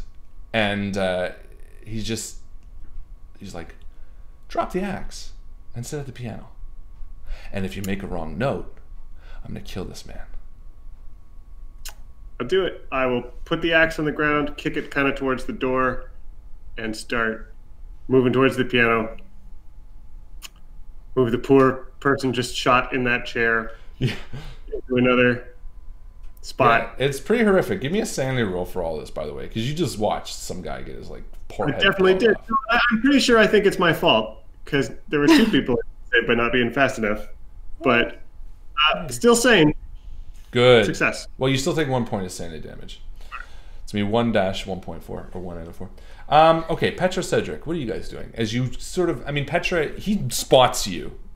Yeah, she, I mean, drops all pretense of stealth once he pins her down with his eyes. And she's got the gun concealed, I would say, but she just kind of takes up a place in the audience for this performance. Okay. Yeah. And how does he feel about that? Let me see. Doesn't he like being... That's my thinking, but I'm going to roll for it because, you know, role-playing games. Yeah, I'm going to say he likes it. I'm going to say he looks over and he's kind of like, well, hello there, darling. And for a second, he does take the gun off you, Rob, now that you don't have the axe. He's kind of like, are you here to enjoy the show? Yes, Vic. Good girl. Well, there's going to be a spot for you in a little bit. Let's see if your boy can get through one song. Play it for me, kid. What's your name? And he looks towards you, Yan. It's Jan Cotton. Told you that yesterday. Oh, that's right. You're that guy. Yep. Hey. Well, let's see if you're any good at what you say you do. Let's take Some Call It Madness from the top. And there's sheet music out before you. Sure. Before you. Let's have some fun with this. How do we want to do this? Do I you want to have do... art music. Oh. Like I can play the piano. I wasn't fucking around. Good. Well, let's I don't hope know it's a how good roll. Does anyone want to give XP to Yan? I think, So don't while- you have one? Did you use it already? What? I used a bonus thing, but I don't know that I used my That Bjorn. was Harlan's. Yeah, and then Cedric. You're Okay, while you're deciding, and also while you're pitching to the stream to give you more XP, which you absolutely can do, by the way, Cedric, what are you doing? I'm gonna just glance in the room. What is the light source? I'm gonna say it a it's like chandelier? yeah, but it's like a few. It's like 4 chandeliers. This is like the main music lounge, so it's pretty well lit. Well lit. Perfect. Yeah. Do I know where they keep the light switches? Sure. Where do you keep the light switches in this place? Yeah, I'd say you would. Okay. And are they easily accessible from the threshold of a door? Like Light switches I in wanna the hit the threshold of lights. a door. I want to Sure. find. Yeah. So Yeah. where would they be? Can you tell me map wise? Give me what's the most convenient and inconvenient, and we'll roll luck. Most inconvenient would be if it's on the stage. Ooh, and a possibility. And a possibility. In for sure. fact, ooh, now that I think about that, they wouldn't want people turning off the fucking lights, including the stage lights. So it's highly possible there. But I'm going to say that's going to be one option, and then the other option wherever you so want. By the door, probably. Exactly. Even though I yes, kind of think it makes more sense to do stage, I'm going to say let's roll luck on it because I think that sounds good. Well, there might be curtains in front of the back of the stage as Ah, well. but that will be another luck roll, won't it? Unless, why don't we Petra's working with you and she's like, How about this? Shaka, shaka, shaka. How about they're on the stage? I like that they're on the stage, but what Okay. if there's like backing? Because they wouldn't just have bare wall with light switches on the stage. There Agreed. would be curtains. I like right? that. Yeah, So maybe the curtains are open, maybe they're closed, and that's the luck roll. let's do it. All right. Let's do it. I like it. Are the curtains open or closed? And I'm going to use the inspiration you gave me earlier for Mama's words. You're my inspiration. All right, so it's 2 D100s and 1 D10. Petra is trying to. Oh my God, that's way too many. distract. Okay. What That's the heck? fantastic. Mine What is are you rolling. doing? Mine is rolling way too many die. God, you need to Look at roll way this. more. Look at this. I'm rolling 3. 1,000. Okay, reset. 1 D100. It's rolling No. 2 D100. Don't roll a d100. Roll 2 d10s and then roll that's why. Never mind. Right. Okay. Thank you. Okay. So my blue are the D100s, and the green is the regular number. Blue are the Okay. So D100s. 21 for luck, which is a hard success. Perfect. Yeah, no, definitely. And I'm going to say because it's hard, I'm going to roll that into your stealth as well. So you start creeping towards the stairs pretty successfully. But, Petra, you're trying to distract the boy? I mean, I'm not actively trying to distract him right now. Okay. I think if it comes down to him committing violence, Petra is going to try to intervene in some way. So that's why she's making herself known right now. Sounds good. Yeah. Yan, he says, play the tune. Yeah, we're gonna use that XP I got just to. Yeah, do it. Hey, Feeling 19 ain't bad. it's a hard success. Ooh. Okay, so you sit down at the piano and you look at the boy that he shot in the head, and this is Stuart, like a kid who could barely read music, and he was doing kind of okay. But you sit down, and Vic, already grinning, his eyes light up even more, and he starts singing along. I can't forget the night I found you. And he's like walking over to the people taped in the chairs. There's like a young man in his 30s, like sweat on his brow. And he's like singing at him, and he goes over to the nurse, and he like brushes her hair back, and he's like totally enthralled in this little like singy song as he's doing it. And then he begins walking over to you, Petra, and like singing at you. So his back is to you, Yan. His back is to you, Cedric.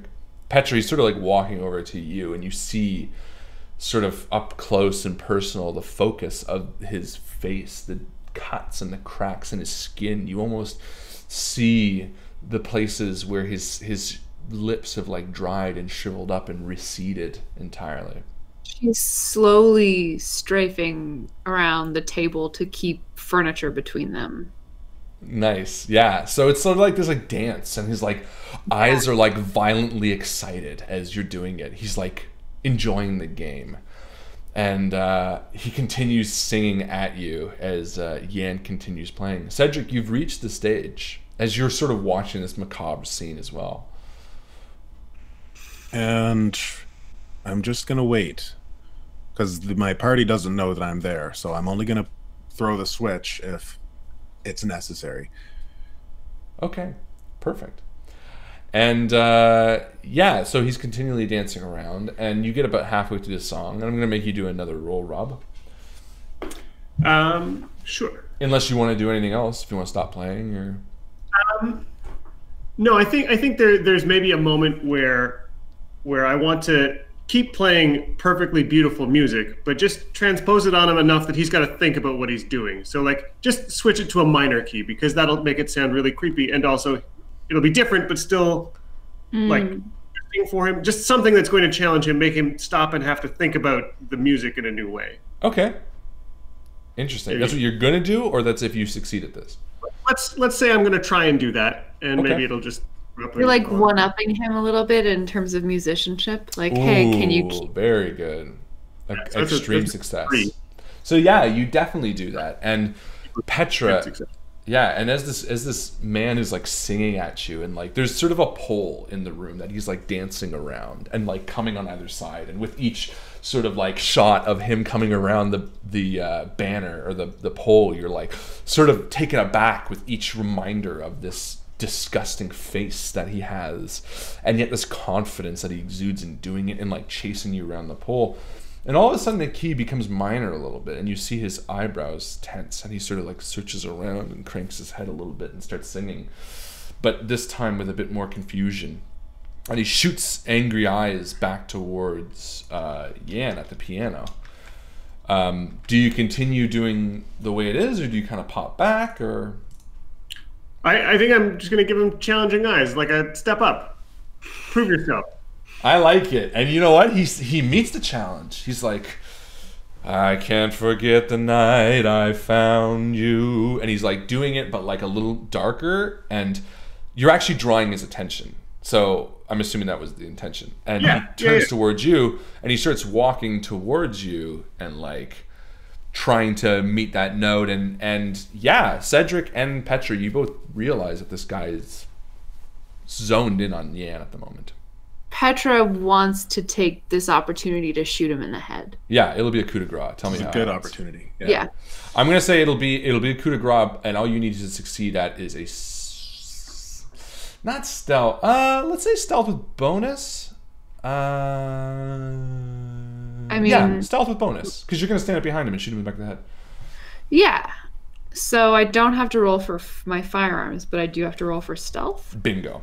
If you get up to him, it's an absolute kill shot. But can you get up to him? I don't know. It's harder for me to stealth than it is for me to shoot a gun. I see what you're saying. Well, put it this way: if you don't stealth, you'll be able to shoot him. You just won't kill him. You'll do damage. Okay, so you said with what? A bonus? Yeah, so you're gonna roll 2 positive dice for stealth, unless you can think of another way. I want the. No, I'm happy this is great. Okay, I'm happy to do a coup de grace, but I want it to be a social cue. So she's like, Vic turns and starts stalking back across the ballroom floor toward Yan, and Petra's eyes go wide, and she's not wearing any shoes. She's here like zoomed in on her bloody feet as she's taking these like slow, stealthy steps. You know what? Fuck it. Let's say 3 bonus die, because I totally forgot you're not wearing shoes, and legit, that would be such an advantage. There'd be no way he would really hear it. She's just like slowly walking up behind him, and the camera pans up as she pulls the gun out, and pop, pop. You have 3 chances to get this. She succeeds, and I needed that 3rd chance. Yeah, nice. With a 36 of 40. Amazing. So you coup de grace him. Explain the entire scene when he dies and how he dies. Let's hear. The camera, zooms up her body like drenched in seawater, dried with salt crystals. She's like smells kind of urine and blood, and she's draped in this blanket, and her hair is just disheveled, and she reaches out with a trembling hand this gun and still padding slowly towards Vic, and we hear the sound of him singing this minor key. It almost sounds like his voice is battling with Jan's piano playing as he gets closer the night I found you. To the stage. We actually see the rest of the scene through a crack in the curtains. Like the camera's just behind Cedric's head, and we see him with his hands on the light switch, and he's waiting, and then she steps right on him. Love. And as he goes for his gun to kill one of the guys who's in the chair on stage, Petra pops him in the back of the head, and he slumps forward onto the ground. And just as Jan finishes this piece. And Jan... one or two bars more just to resolve from minor back to a major key, nice. To give it a nice uplifting end as he hits the floor. Yeah. Nice. And his lifeless body just slowly, a red pool forms around his head like a halo. And you hear the two in the chairs just as this kind of like of blood has sprayed across the backside of the piano. And yeah, well done. Vic lies dead at your feet. Cedric, you see this all from the top of the stage. And my shaking hand over the light switch, I pull it back. And while I'm back here, I'm just going to look around. Is there anything back here that could be useful? Is the battery back here? Actually, yes, it is. His coat is hanging, and you see the battery protruding from it. Petra takes his gun. I'm not even lying. That's weird. Oh, sweet. So I grab his coat. And now you're wearing a beautiful white coat. So cute. Petra takes his gun. Brilliant. Yeah, you got it. It's a nice one too. It's not a 9mm. It's a 45. Nice. Perfect. And I step out from behind the curtain, and I nod to Jan. I say, "That was some good playing. My life depended on it." Well done, team. Some good shooting, Petra. Let's save these people, or untie these people. She flies to the stage. It is a 45 automatic, so 1d10 plus 2. Got it. Thank you. It's a really good How many bullets do I have? It's 7 in a clip. He had shot 4 times, so he's going to have 3 more, and then, let's say an extra clip on him. So you're pretty good with bullets right now. Great.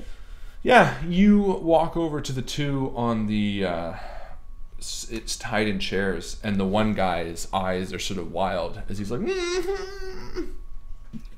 large pieces of tape across the bottom of his face. And the nurse sitting next to him, sort of nervously looking at him and looking back at you guys. But is there enough tape on his mouth that we can't tell if he's grinning or not? Yeah. We don't have much time. Remember, we have to get back to the boy. Just gonna start peeling the tape from one side, just enough to. And you see the boy's eyes become excited a little bit, and you see. I'm gonna put the tape back. Yeah, and he's like. And the nurse is like nervously like trying to inch away from him as well. Yeah, no, let's get her down. And you and she's the nurse who helped you before. She's like, thank you. That madman, he killed her. He shot her in the fucking head. I need to get back to the doctor right away. And she looks to Cedric and she walks over. He put the battery in his coat. Can I have it, please? I've got it. It's right here. Please let me do this. The doctor will trust me. He'll know my voice. Of course. And He said what's that? the doctor sent us after you. He knows we're here to save you. Oh, good. Thank you. And she takes the battery and says, I appreciate it. I can make it down there myself. I made it up here okay as well. And she bends down and she picks up a knife that was skidded under a few chairs and tables that she obviously had knocked from her hand. And she reaches and grabs it. What's Abdul been doing this whole time? Abdul is in the hallway, just waiting. And he's like, friends, sorry. I honestly, listen, I made the conscious decision to make sure that any NPC would always take a back seat. So the trade-off is that he feels ineffective in these situations, but at the same time, it gives you the ability to focus on however you want to do it. So it's a trade. But he does enter back in and says, oh, well done. And she sort of looks and says, I can get back there. And Abdul takes that note and says, yes, we should get to the captain. What's the nurse's name? Her name was Ellen. Okay, so wait, we have Helen and Ellen. And Yes. Ellen? They're two different people.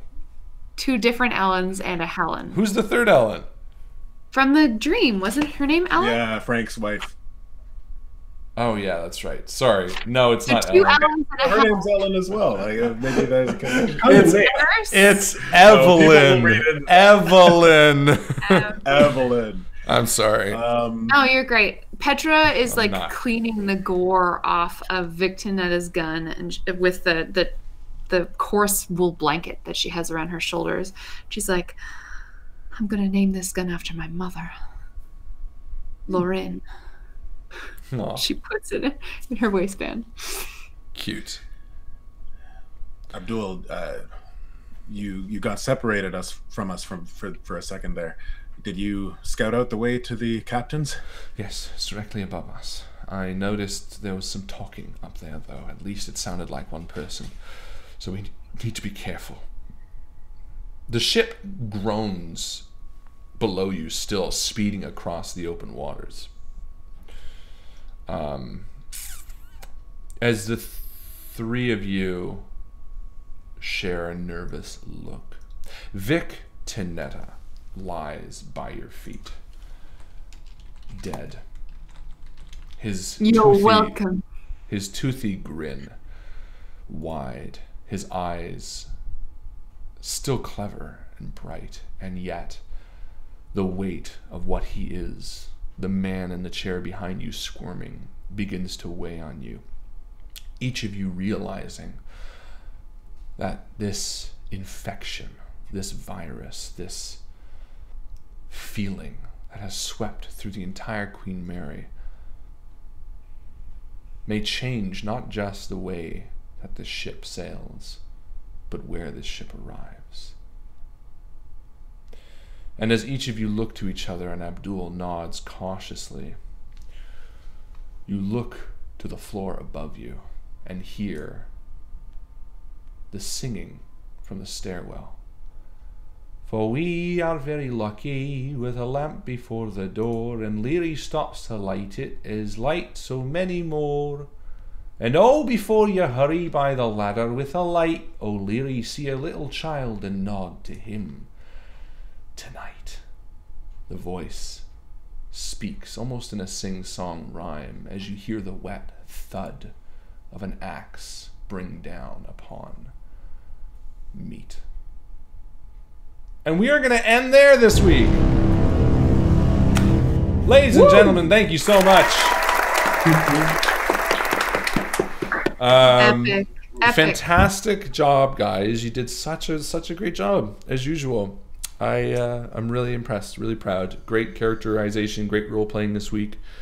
Aggressive playing. It's what my character's all about. He was built for this. Aggressive play.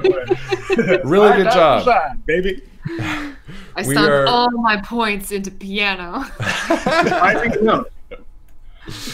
Yeah. That's awesome. No, you're doing a great job, guys. I'm really impressed. I'm really Thank you proud so of much, Bjorn, for your generosity. which Yeah, was you really helped them this week. so good. Yeah, great job. And let's give away some endgame XP. Oh my god, let's. So many great people this week. I'm thinking Really good crew in the Discord. really good crew. Who did we give it to last week? Fucking Alyssa, Helen, Elon, Ellen, Elan. You know what? Improv extraordinaire.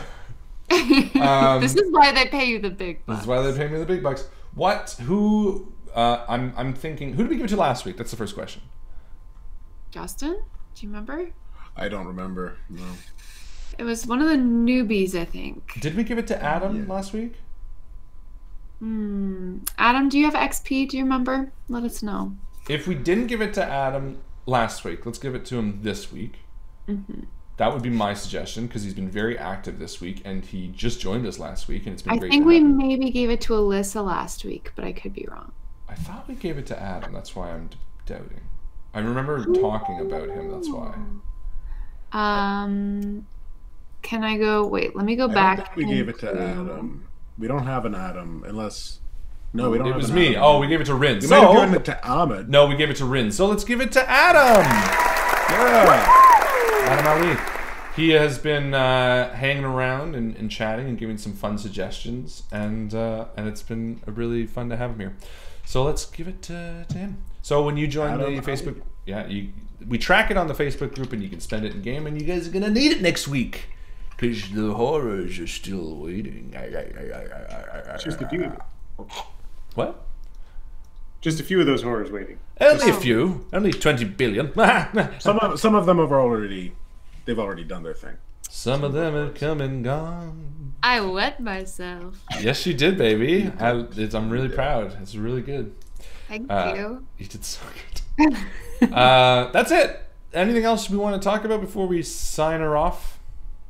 We're going to be doing this for a while. How many more weeks in a row? I think all through February we're going to be doing Call of Cthulhu, right? Yes, I've had a few people asking, and I'm happy to announce that we are going to be continuing on Call of Cthulhu week after week up until, I believe, the last episode of Call of Cthulhu before we take a break is going to be the 27th of February.